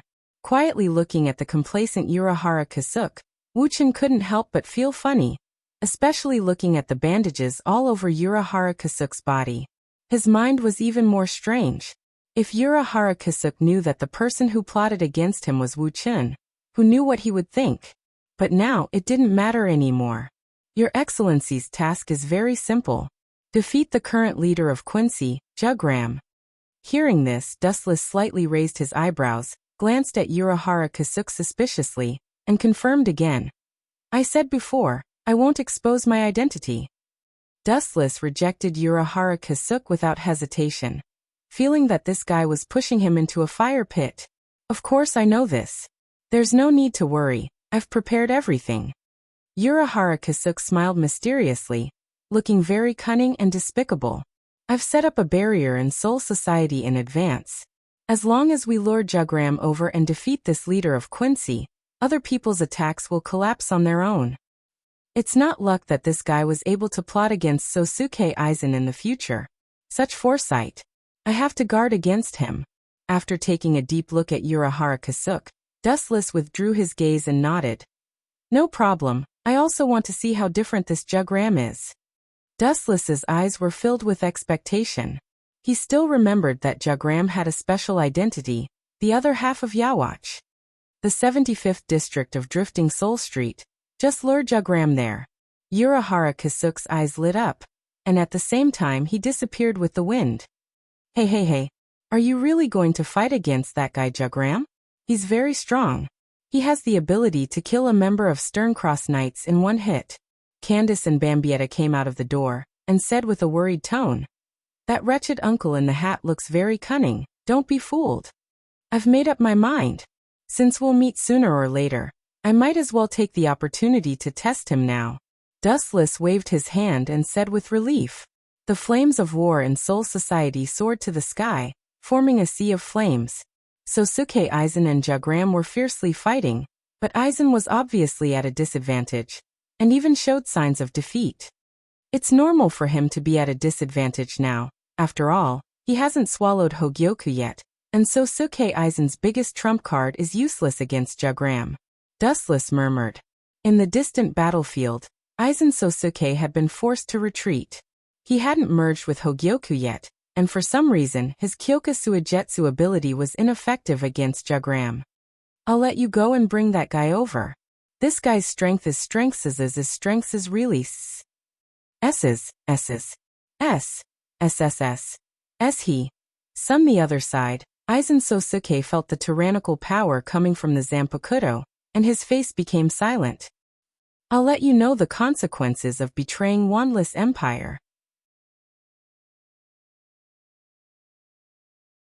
Jugram's killing intent surged, and his spiritual pressure went berserk.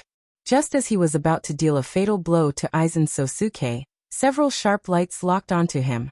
Whoosh, whoosh. Several transparent arrows shot out from the side, wanting to tear Jugram into pieces. Naive. With a sweep of his sword, a huge ray of white light shot out. Crack! The incoming arrows were instantly reduced to ashes, but Jugram's slash was unstoppable. It flew toward the attacker like a rainbow piercing through the sun. Agility. A ripple appeared in Jugram's eyes, and he was very surprised when he saw who it was. He immediately abandoned Aizen Sosuke and chased after Barrow. Although I don't know what's going on, this is good. I don't want to expose my strength either. It's best if you guys can kill more death gods. That would be for the best. Aizen glanced at Jugram and turned to leave. Stop right there, agility. Jugram roared. It was because of him that Quincy, who had been hiding for thousands of years, had to resurface. He still needed to solve all the mysteries. On the 75th Street, Dustless, who was resting, opened his eyes and stared at the figure coming from the horizon. A teasing smile appeared on his face. Agility. Barrow was controlled by his Rinnegan. After a while, agility. Barrow landed on the ground and strangely disappeared. This is. Jugram narrowed his eyes. His thick black eyebrows were involuntarily raised. His gaze immediately spread out, and a smiling Wu-Chin was reflected in his eyes. "'Tis you?" Jugram was stunned and frowned. "'Tis you who should be suppressed. Why are you here?" Dustless was unmoved when he heard that. He smiled lazily and said, "I can only tell you one thing. The person who is going to be suppressed today is called Jugram Hasward." "'Tis you?" Jugram sneered. "'Tis you who thinks that Team Zero can't do anything to you, and I can't do anything to you? Don't." Bang! Before Jugram could finish his sentence, a flash of light came and he was sent flying by Dustless' sneak attack. I hate people like you who have no strength but are arrogant.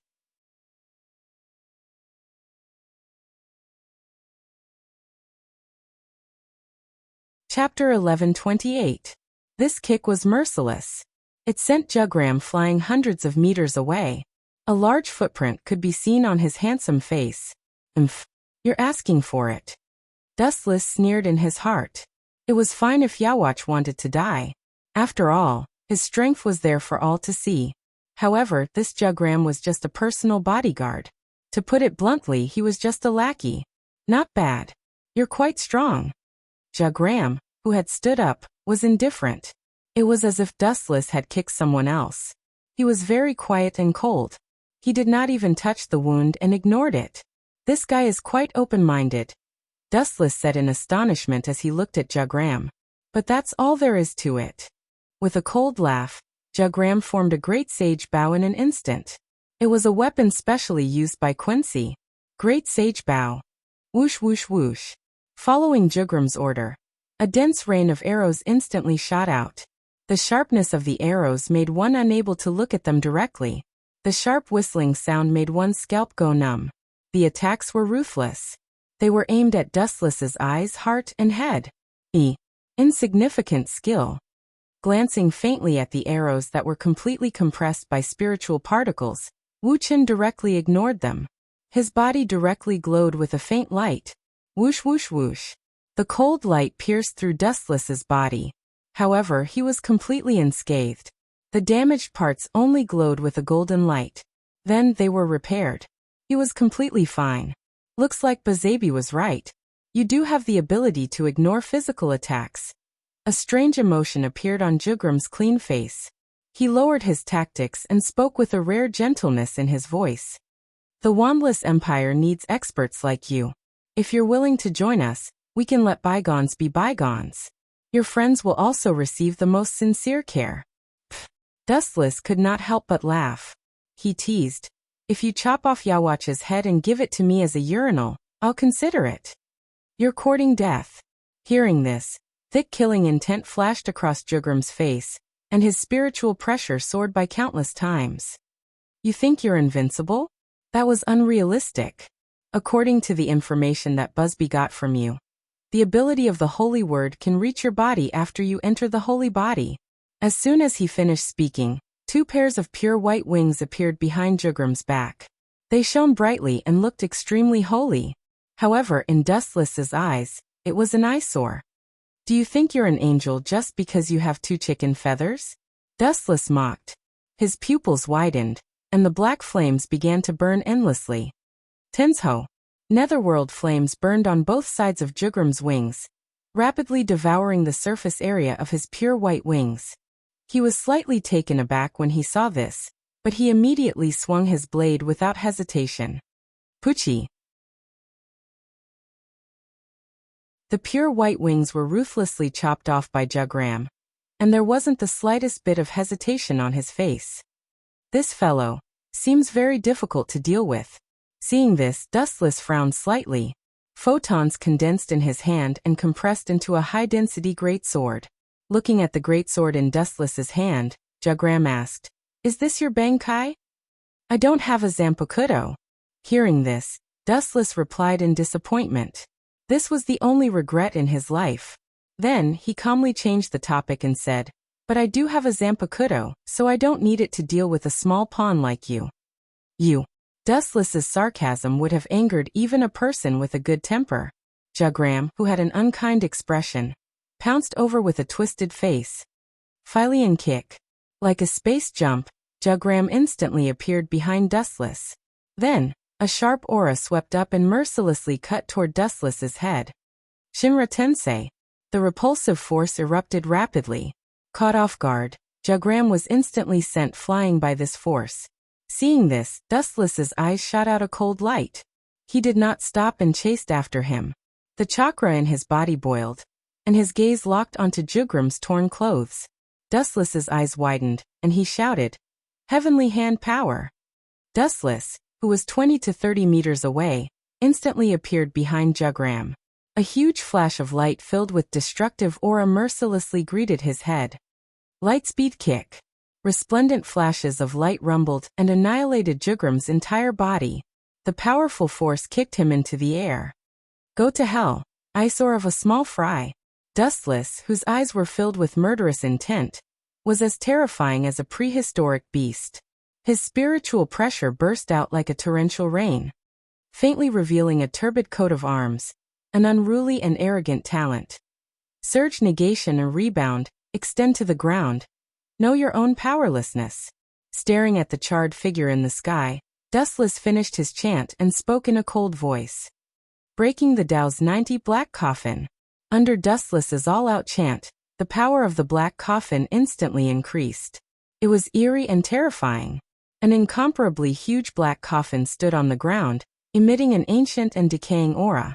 Inside it, countless sharp invisible blades suddenly appeared and attacked Jugram's body at the same time. Fortunately, Urahara Kasuk had set up a barrier in advance, so no one saw this exaggerated scene. The sharp edges of the black coffin tore Jugram into pieces at the same time.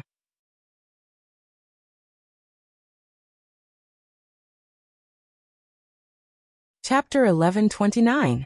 Perhaps it was a misconception, but Dustless actually saw Jugram break out of his cocoon and be reborn. He's actually fine? After a while, Dustless said in shock after confirming that he was not mistaken. Looking closely, Jugram's body was clean and unharmed. He was completely unharmed. He had not been attacked at all. He was completely at ease. It was as if none of the attacks had hit him.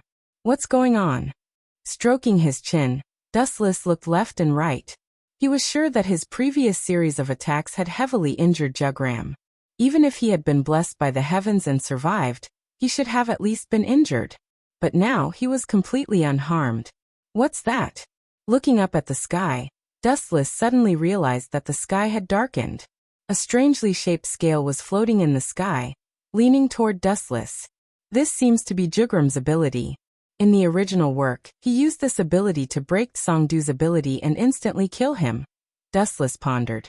Looking at the unscathed Jugram, a look of understanding flashed in his eyes. Jugram's codename in the Wanless Empire was B, and his ability was Balance. This was the scale floating in the sky. Once the scale fell toward Dustless, his abilities and strength would be unlimitedly weakened. I see. Suddenly understanding, Dustless praised. The black coffin that attacked you, as well as the body art from before, were all weakened by you. No wonder you were unaffected. You're not simple.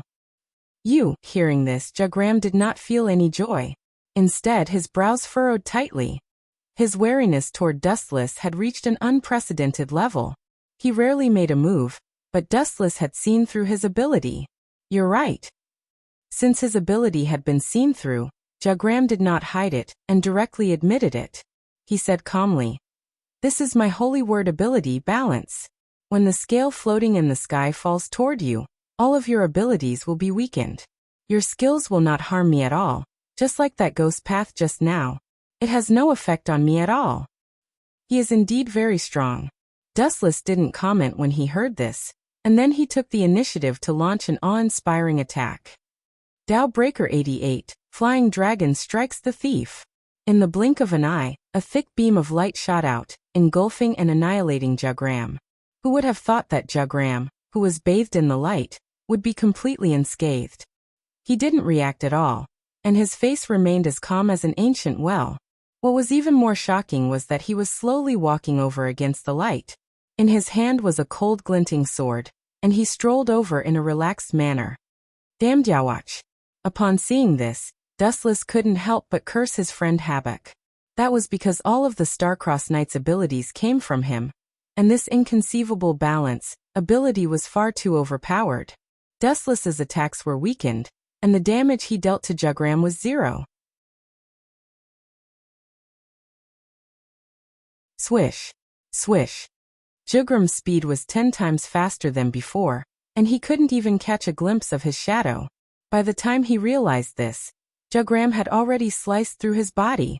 At the crucial moment, Dustless decisively used God's might to materialize himself. "You didn't hit me?" Jugram was stunned, and his tone was filled with doubt. He subconsciously looked at Dustless, but what he got in return was a cold beam of light. Poochie.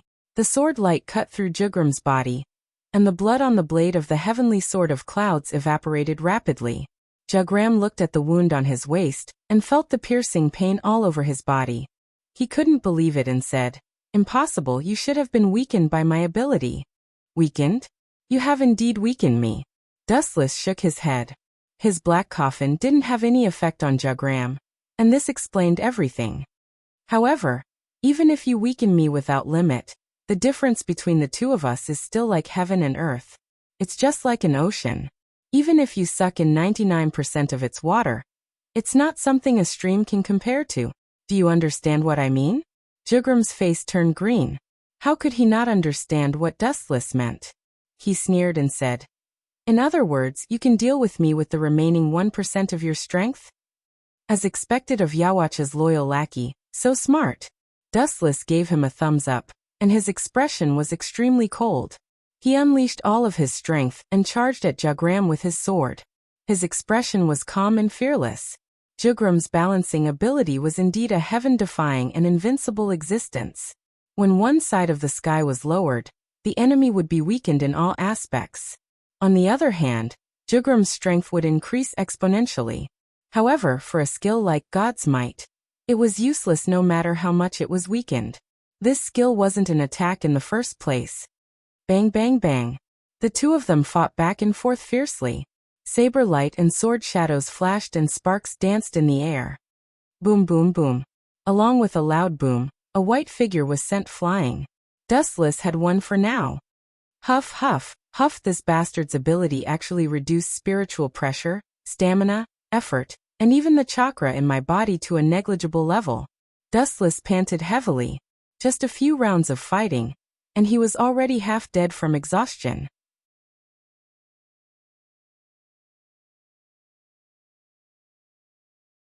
Chapter 1130. Dustless was extremely depressed. In an instant, he felt that he had turned into an old man who was hundreds of years old. Walking was extremely tiring, and his whole body was being eroded by some mysterious power. He was like an old man with a candle in the wind, and his strength was being stripped away. In an instant he became weak and powerless. It was as if a gentle breeze could blow him away. This power is really troublesome. Dustless's old face was flushed red, and he almost fainted from exhaustion. Jugram's face didn't change from the beginning to the end. Looking at Dustless, his eyes were filled with pure pity, and he said coldly, "It's already commendable that you can hold on until now. Now let me purify you. You should be proud to die in my hands, and you should be able to rest in peace in the underworld for scheming against our wandless empire." After saying that, Jugram stepped forward gracefully. "You want to purify me? You overestimate yourself." Dustless coldly snorted, full of contempt and provocation. The eye power of Samsara's Sharingan went berserk. Even if 99% of the eye power was suppressed, the eye power that erupted was still extremely powerful.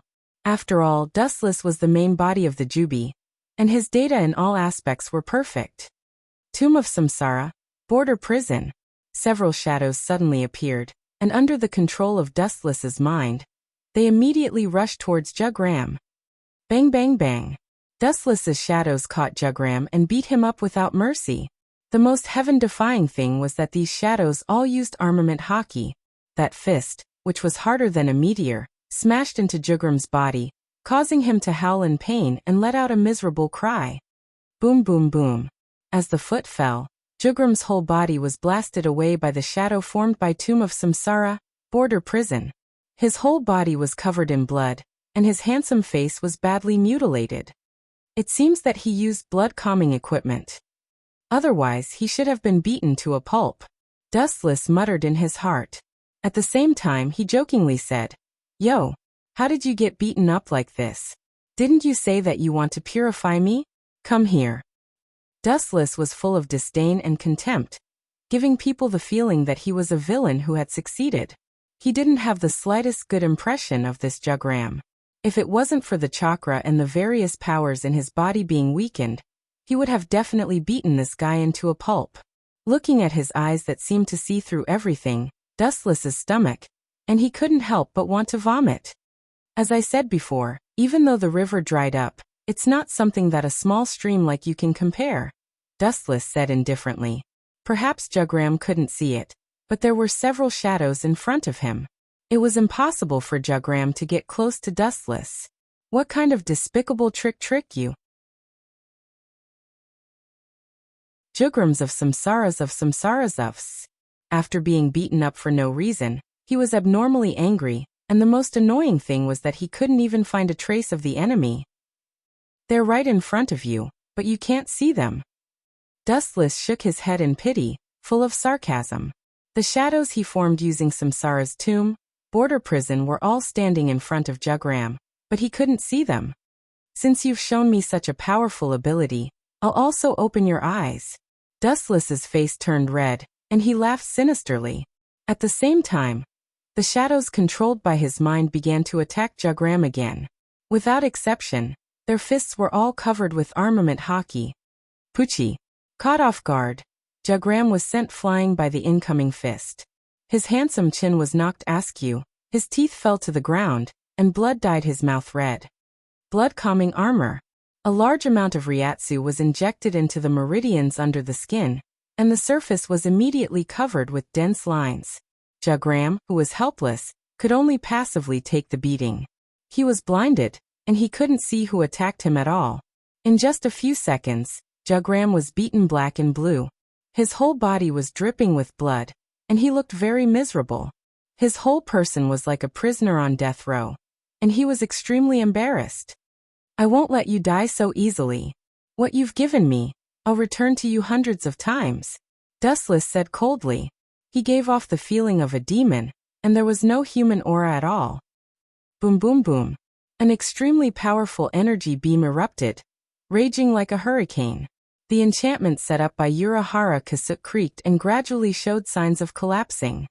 It seems that I can't play anymore, Dustless muttered to himself. The hostility in his eyes was buried deep. He looked at Jugram as if he was looking at a corpse, without any emotion. Although I don't know what's going on, one thing is certain. The person behind this technique must be. Bang bang bang. Before Jugram's words fell, another wave of punches and kicks annihilated him, ruthlessly destroying him. He was in so much pain that he wished he was dead. Shoo shoo shoo. At this moment, a violent roar sounded, and afterimages that were difficult to catch with the naked eye came head-on. They almost instantly arrived in front of Dustless, and the sharp Ryatsu sword slashed down. However, at this moment, a sudden change occurred. The sudden change made Jugram dumbfounded as he stared blankly at the dazzling sky in front of him. He suddenly felt that he was very small, like an hourglass, and was easily subdued in an instant.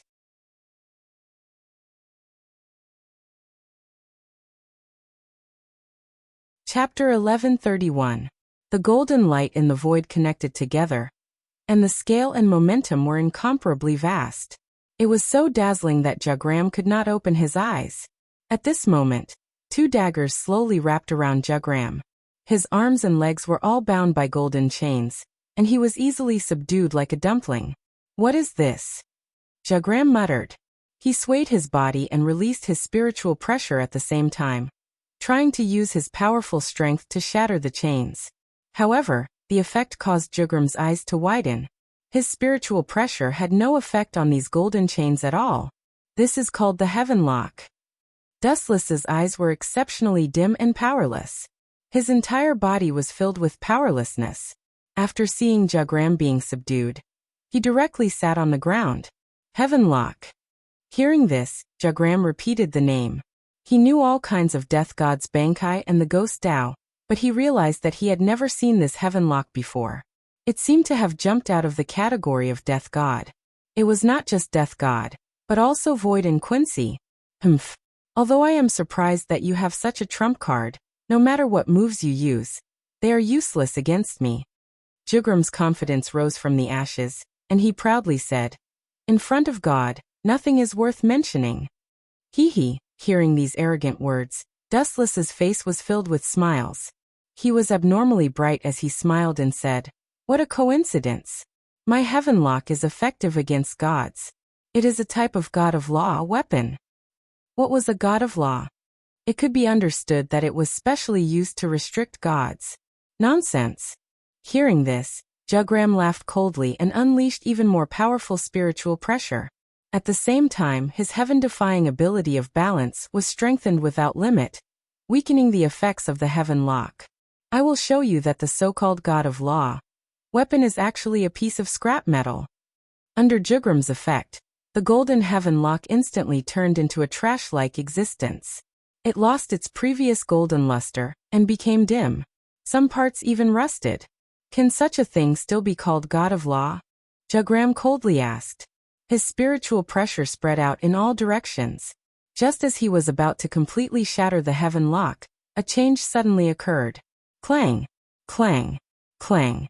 Heavy spiritual pressure washed over the rusty heaven lock, but it didn't seem to have any effect.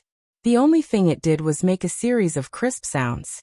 Apart from that, there was nothing special about it. How is this possible? Jugram's pupils shrank when he saw this. His pupils dilated several times as he looked at the firm heavenly lock. His heart turned cold, and he was so shocked that he was speechless.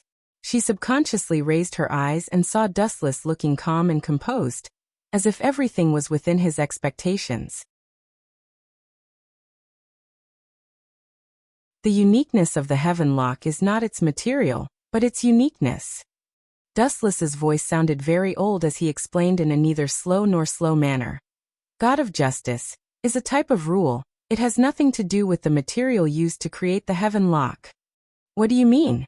Hasworth, who was at a loss, frowned slightly. He felt that Dustless was implying something.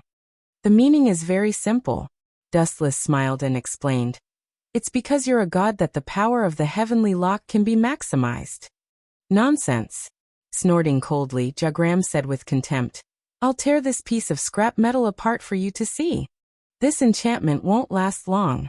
Don't waste my time. Dustless glanced at Jagram, who had a ferocious expression, and lowered his right arm. The light in the void instantly shone to the extreme. Swoosh, swoosh, swoosh. Countless divine weapons came crashing down. The sharp cold light was enough to cut through mountains and separate the sky. The void was replaced by a sea of weapons. Gulp. Bean-sized beads of sweat dripped down from Jugram's forehead. Seeing this, Jagram struggled even harder, but it was useless. He could only watch as the weapons came at him. He was destined to be pierced full of holes. Poochie, poochie, poochie. The sound of his body being cut apart didn't stop. Jagram was in an abnormally miserable state. His body was pierced by all kinds of weapons. It was too horrible to look at.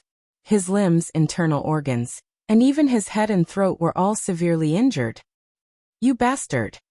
Jagram used all his strength to speak in a hoarse voice. His throat was already damaged, and it was very difficult for him to speak. He said with hatred, Don't think that you've won. I will make a comeback. I know that. Dustless smiled calmly. His body had completely recovered, which meant that Jagram was completely done for. However, this was only a temporary victory. After they died, their souls would all belong to Yawach. They could still use their saint abilities to revive again, unless they killed Yawach himself. So what if I make a comeback? I can kill you once. Do you think there won't be a next time? Idiot, I can only tell you that it will be even easier to kill you next time. Dustless didn't care. He wouldn't fall for the same ability twice. Jagram laughed sinisterly and shouted, Don't be so. Poochie. Before he could finish his sentence, Jugram's body was cut into two. The cold light of the heaven cluster cloud sword pierced through his body and cut him in half mercilessly. You don't even realize your own identity. A lackey will always be a lackey. His indifferent gaze swept across the ground. Jugram's body instantly burned with black flames. The flames only stopped when he completely disappeared.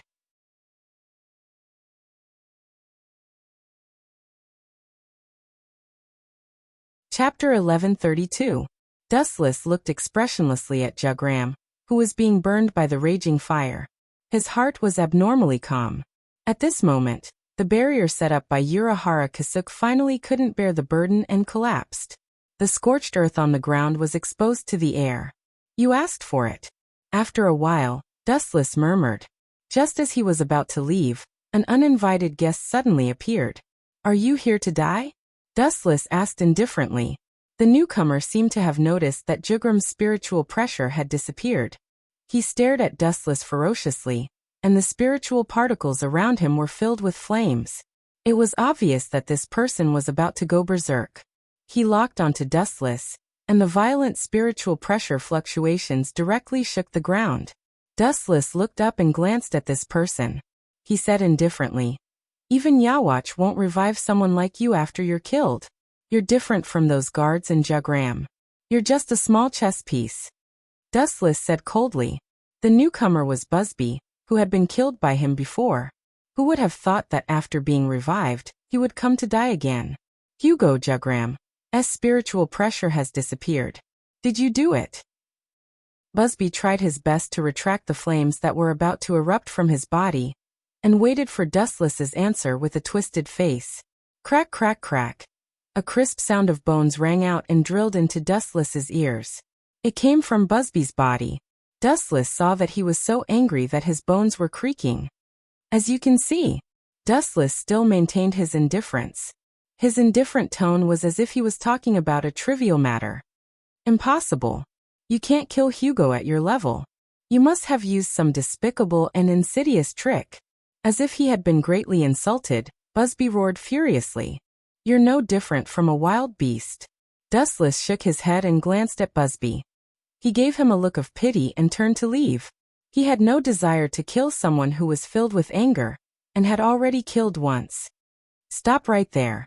With a low roar, Busby turned into a flaming hurricane and rushed out, instantly sealing off Dustless's path of retreat.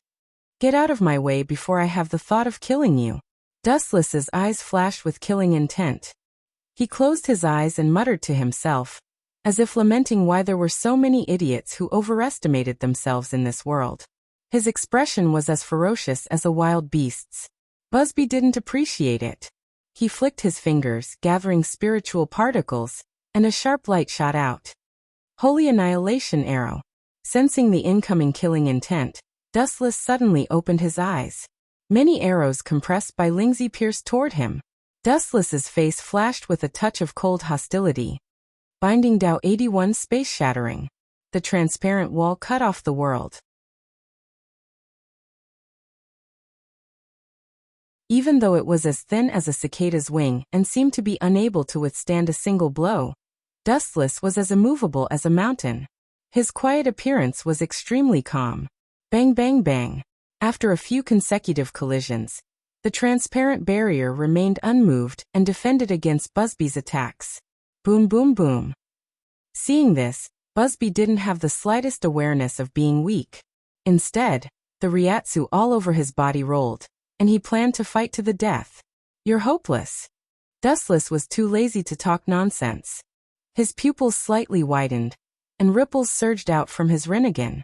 The 9 mysterious Magatama shook, and he disappeared without a trace. Where did he go? Busby was taken aback and immediately looked for Dustless's trace in exasperation. Poochie. A sharp light came from behind and instantly pierced through Busby's body. When did this happen?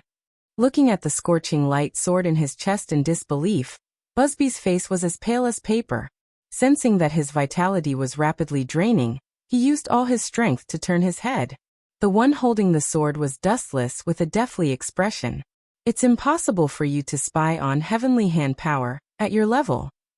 Dustless spat out a sentence from the corner of his mouth. His entire body was filled with murderous intent. He immediately lifted his thumb and aimed at Busby's head. Dowbreaker 88, Flying Dragon strikes the thief. A thick flash erupted from the tip of his finger, and Busby, who was close to him, instantly collapsed. Not even a corpse was left behind. He was directly crushed into dust by the flash. "Ah, you're really strong. No wonder you can face the captain and Team Zero alone." At this moment, a shocked voice suddenly sounded. A young man wearing a kimono, a hat, and a crutch descended from the sky. Of course, his voice was filled with fear. Glancing at him, Dustless retracted his gaze. This person was Urahara Kasuk. "You're the one who lured that mohawk here, right, Manager Urahara?" Closing his eyes, Dustless carefully sensed the changes within a radius of tens of miles. He opened his eyes again, revealing a strange look. "Urahara Kasuk, you seem to have misunderstood something. I'm cooperating with you, not being used by you." Revealing a thick killing intent, the ground was covered with a layer of frost. Dustless warned, "Once I feel that I'm not getting any benefits from cooperating with you, I'll immediately stop and even fight with you." Using you as a tool? How is that possible? Everything is a misunderstanding. Urahara Kasuk made his signature move, covering half of his face with a fan, and smiled. That guy seems to be called Busby. He's a close friend of Jugram, who was killed by you. It's normal for him to feel his spiritual pressure disappear and come to help, Captain Dustless. I hope so. Dustless directly refused and then added, Don't call me Captain. That's all in the past. Now I only have one purpose, to replace the Soul King. That means we still have room for cooperation. Happy cooperation in the future. Urahara Kasuk laughed, but his laughter was very embarrassed. It sounded very forced, full of vigilance and fear. He clearly saw the battle just now. If it weren't for his heaven-defying ability, Urahara Kasuk was sure that Jugram would have been instantly killed.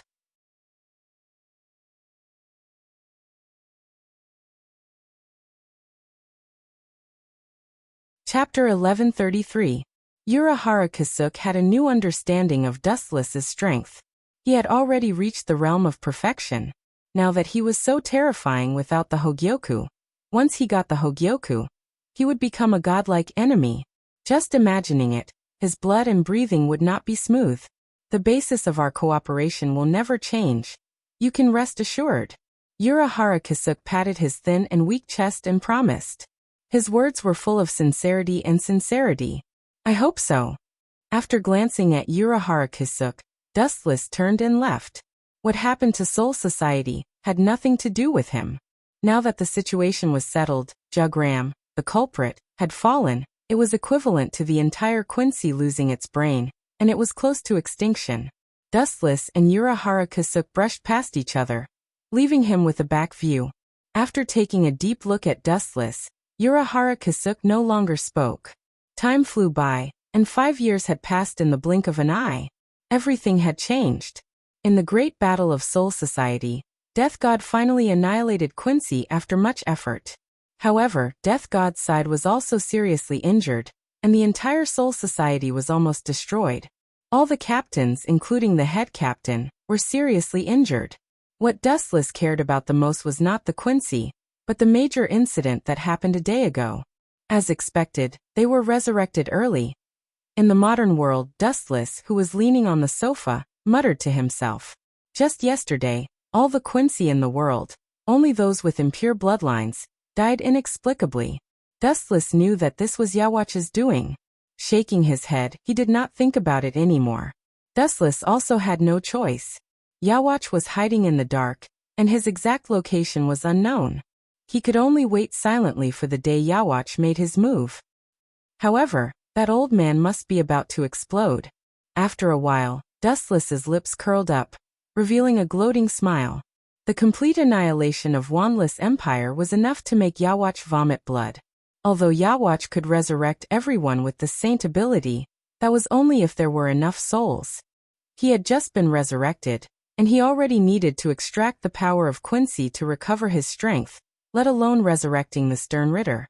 Even if he could do it, he was powerless. At this moment, within the Wanless Empire, a figure was gritting his teeth in anger as he looked at the desolate ice palace. Who did this?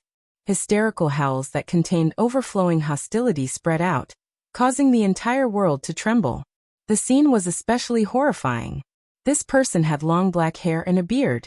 He had a deep and ferocious appearance. His eyes were red, and his expression was frightening. He had 3 silver medals on his collar, and he wore a dark red cloak. It was Yawach. Your Majesty, this is all my fault. Behind him stood a golden-haired man. He was slender, handsome, and had a noble aura. He was Jugram, who had been killed by Dustless 5 years ago. However, Jugram was far too important to Yawach. Even though Yawach's current strength and soul were insufficient, he still forcibly used Saint to revive him. However, this made Yawach, who had just regained consciousness, even more fragile. The person who started all this is called Dustless.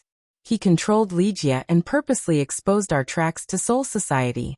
I had no choice but to order the Sternritter Knights to launch a sneak attack on Soul Society to seize the initiative. Unfortunately, I was no match for that man, and was killed by him. Jagram said helplessly. His tone was filled with disappointment. Even you were no match for him. Yawach was stunned when he heard this. The ferocity in his eyes was extinguished. He muttered, "If that's the case, your failure is understandable. You were no match for him. And those useless pawns were no match for him either. It's normal for them to be annihilated." Yawach had no doubts about Jugram's strength. Otherwise, he would not have ordered Jagram to be his personal guard. "What should we do now, Your Majesty?" "Your Majesty?" Jagram asked with a headache.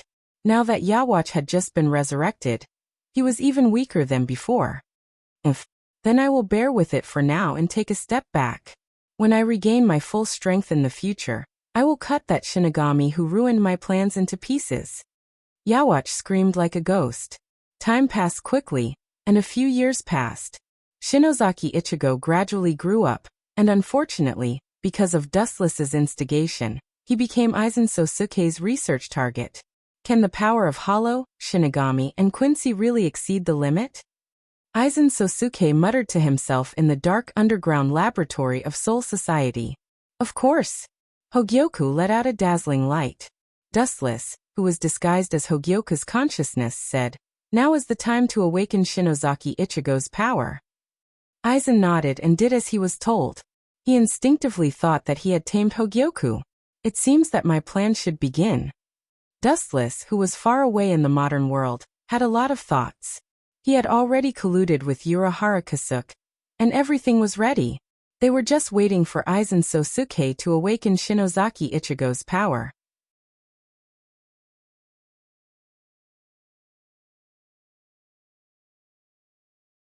Chapter 1134. Over the years, Dustless disguised himself as Hogyoku's consciousness and often bewitched Aizen, and many impossible things became possible.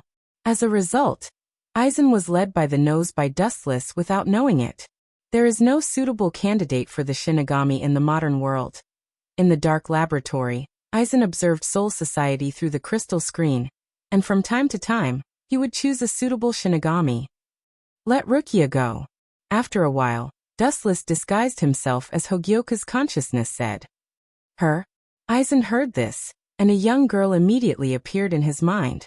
He frowned and said, "She seems kind. If she's not the Hollow's opponent, it would be bad." "It doesn't matter." Hogyoku's consciousness explained. "I think she's just right. She has a kind heart. If it's someone else, they might not lend the power of Shinigami to Shinozaki Ichigo." You're right, I neglected it. Sosuke Aizen nodded and agreed with Hogyoku's idea. He immediately went to Central 46 to give orders. The modern world, in the villa he robbed. Dustless looked at the star badge in his hand. The quality was exquisite, shining, and filled with a special power. It looked very mysterious. This was the star badge that Quincy used to steal the Shinigami's Bankai. Jagram left me something good. I thought I would need to use the system to steal Captain Yamamoto's Bankai, but it seems that I don't need it anymore. Dustless looked at the star badge in his hand and smiled viciously. Once he took the Bankai, it would be a huge blow to him. The strongest Shinigami was only in name. At the same time, 3 days later, Rukia came to Kozaku as Dustless expected. Aizen deliberately magnified the hollow to get close to Ichigo, and Rukia, who detected the presence of the Grand Hollow, gradually approached the Kurosaki family. Dustless hid in the dark and silently observed this scene. Ayo ayo ayo. The hysterical roar resounded through the sky. Shinozaki Ichigo, who was born with strong spiritual power, immediately noticed this abnormality. He saw the invading great void through the window and quickly ran downstairs. Is that Kurosaki Ichigo? Dustless thought to himself as he hid in the alleyway, revealing half of his face. An orange-haired youth came into view. His appearance and temperament were ordinary. The first impression he gave others was that he was asking for a beating. No wonder this brat always attracts a group of people to beat him up. Dustless pursed his lips. The first impression that Kurosaki Ichigo gave people was that he was a delinquent and very arrogant. Pucci, Pucci, Pucci. The grand voids that rushed over were obviously not a match for Rukia, and they were all cleansed in no time. Dustless could not help but be stunned by her straightforward manner. That idiot Sosuke Aizen. The current Ruki is no longer the same as before. Her slash and transient steps have improved tremendously. Dustless frowned. If this continues, the chances of awakening Kurosaki Ichigo's death god power will be 0. Kakaka.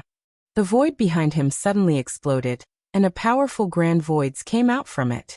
Dustless deliberately opened the black cavity and released the grand voids to besiege Rukia, until she was exhausted.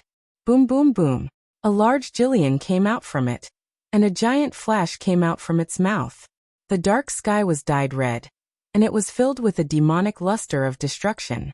The target was not Rukia, but Kurosaki Ichigo. This damn Jillian just doesn't listen to me. Seeing this, Dustless's heart sank. He looked at Rukia, who was wiping her sweat, and his heart fell to the bottom. He was sure that Rukia would not be able to withstand Jillian's void flash. She was too immature now. Whoosh whoosh whoosh. Dustless was pondering, and a giant flash came down and blasted towards Kurosaki Ichigo. Seeing such a scene, Dustless could not help but feel nervous. After thinking for a while, he decided to help Kurosaki Ichigo. This kid was too important now, and he could not die. Dustless's pupils spun rapidly, and he suppressed his pupil power to the minimum, and focused on the falling void flash. Mahabharata. An undetectable repulsive force spread out, and the void flash was blown away. Its trajectory was suddenly changed, and it smashed towards the other side of the street. Coincidentally, a good-looking middle-aged woman was carrying vegetables home. What's going on? Kurosaki Ichigo was shocked, and he instinctively looked at the direction where the void flash fell. After seeing the middle-aged woman, his face changed, and he used all his strength to shout, "Go away, Mom!" Dustless was stunned by Kurosaki Ichigo's deafening voice. Mom. Dustless opened his eyes wide, and while everyone's attention was on the void flash, he floated in the air and saw a female figure in the direction of the void flash. Kurosaki Manori was taken away by Dustless, and now this Quincy's mother's surname was also Kurosaki. Boom boom boom. The falling void flash mercilessly hit Kurosaki Ichigo's mother, taking her life. Her whole body turned into a charred corpse in the middle of the street. Her heart had completely stopped, and she was burned beyond recognition by the void flash. It's really an accident this time. When I came, there was no one there. Dustless was speechless, and he was sweating profusely. Such a huge mistake was beyond his expectations. Who would have thought that such an accident would happen for a small matter? He subconsciously looked at Kurosaki Ichigo, and his face changed.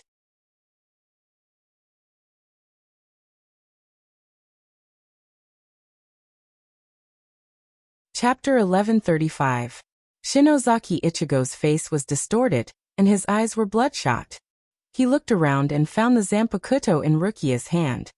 He directly snatched it away, and then pounced on Jillian fiercely. You're brave, but you're still too weak, Dustless said lightly. Jillian wasn't worth mentioning, but to Shinozaki Ichigo he was a monster. This guy can see me, and he snatched my Zanpakuto? Rukia's sweat-stained little face was full of sluggishness. She was so shocked that she couldn't speak clearly. She subconsciously touched her hands, but her hands were empty. She stared blankly at Shinozaki Ichigo, who was hysterically slashing towards Mainaka. Human, come back! Rukia shouted loudly, and at the same time, she used Shuinpa and instantly appeared in front of Shinozaki Ichigo. Give me back my Zanpakuto! Rukia's face was filled with anger. This human is so bold. She, a Shinigami, was robbed of her Zanpakuto by a mere human. It's simply a shame. Get out of my way! Shinozaki Ichigo gasped and shouted with red eyes. She killed my mother, I want revenge! Stupid! Rukia was stunned when she heard this, and she scolded with a straight face. If I were you, I would go and save her, maybe there's still a chance of survival. Although she said that, Rukia was sure that Shinozaki Ichigo's mother was dead. It must be Jillian's faint, and there was no chance of survival. She said that in hopes that Shinozaki Ichigo would give up his obsession. After all, Jillian was far from what a human could compete with. Bang! Shinozaki Ichigo quickly dropped his Zanpakuto, and ran to his mother's side. Unfortunately, he was destined to be disappointed. At this moment, his mother's body had turned into a pile of charcoal. I didn't do it on purpose. I was saving you, otherwise you would be the one who died. Dustless looked calm, and at the same time he comforted himself. This guy is really something. He actually threw my zanpakuto on the ground. Forget it, it doesn't suit your taste. Pouting her small mouth, she glared at Kurosaki Ichigo with dissatisfaction. When Rukia turned around, a violent wind suddenly came, and she was caught off guard and was blown away. Bang! Rukia's petite body was smashed against the wall. Her face was as pale as snow. She looked at the approaching Jillian and wanted to stand up, but her terrible physical condition made her unable to move. Ayo ayo ayo. The heart-wrenching roar came again, and Shinozaki Ichigo's body suddenly shivered, and he ran to Rukia's side and picked up the cold zanpakuto again. Holding the knife, his mind was filled with only one voice. Chop the monster in front of him into pieces. Not bad. Rukia gave a rare compliment, and then sighed heavily. I'm deeply sympathetic to your mother's plight, but I have to remind you that humans are still humans. They can't fight against the greater void, especially this kind of Jillian. I don't care. I have to kill him and avenge my mother. I don't care even if I have to sacrifice my life. Shinozaki Ichigo roared hoarsely and his body was trembling. He actually has the resolve to perish together with us. Hearing this, Rukia's gem-like eyes flashed. She felt the constantly collapsing ground, and looking at the source, the unconscious Jillian was close at hand. If you want to kill him, it's actually possible, but I'll lend you the power of the Shinigami to fight against him. It's finally finished. There are still so many variables. In the distance, Dustless, who heard this, breathed a sigh of relief. When he turned around and was about to leave leisurely, the footsteps of an uninvited guest immediately floated in front of him. So it's you. Seeing this, Dustless grinned and said lightly, It seems that you saw it just now. I won't explain. If I said that I didn't do it on purpose, would you believe me? The person who came was a middle-aged uncle with a face full of stubble. At first glance, he didn't look very handsome, but the more you look at him, the more interesting and charming he became. This person was the former captain of the 10th Division, now called Shinozaki Ichigo. If I trusted you, I wouldn't have brought him here. Shinozaki Ichigo's face was expressionless as he waved the tachi in his hand. His actions explained everything. That's true. I've wasted my breath. Dustless stopped talking and pointed at Shinozaki Ichigo's situation. If I were you, I'd go and save my son first. Otherwise, if he dies, your Shiba family will have no descendants. But I'll help you adopt your 2 daughters. Dustless's lips curled up high.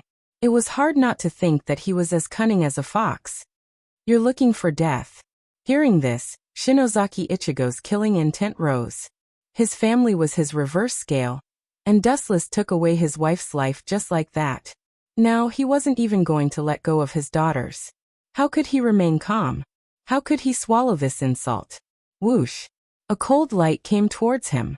Shinozaki Ichigo's speed was unimaginably fast. How surprising! You're still so fast even after losing the power of the Shinigami. Your battle consciousness hasn't been destroyed. Dustless's eyes rippled as he spoke calmly. In an instant, Shinozaki Ishin, who was holding the hilt of his sword with both hands, pounced forward. His arms exerted force, and the moment the white light came down, Wu-chun grabbed the sword god and threw Shinozaki Ishin away. Crack! Crack! Crack! Many cracks appeared on the wall.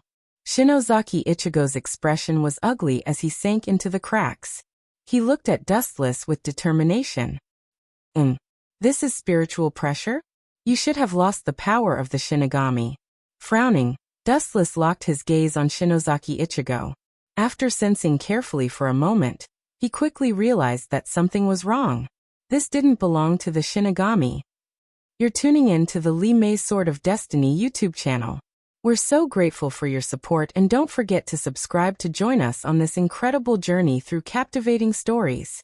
Your generosity through donations truly makes a world of difference, as it's the primary source of revenue that allows me to expand and enhance this channel for you. Thank you from the bottom of my heart for being a part of this adventure.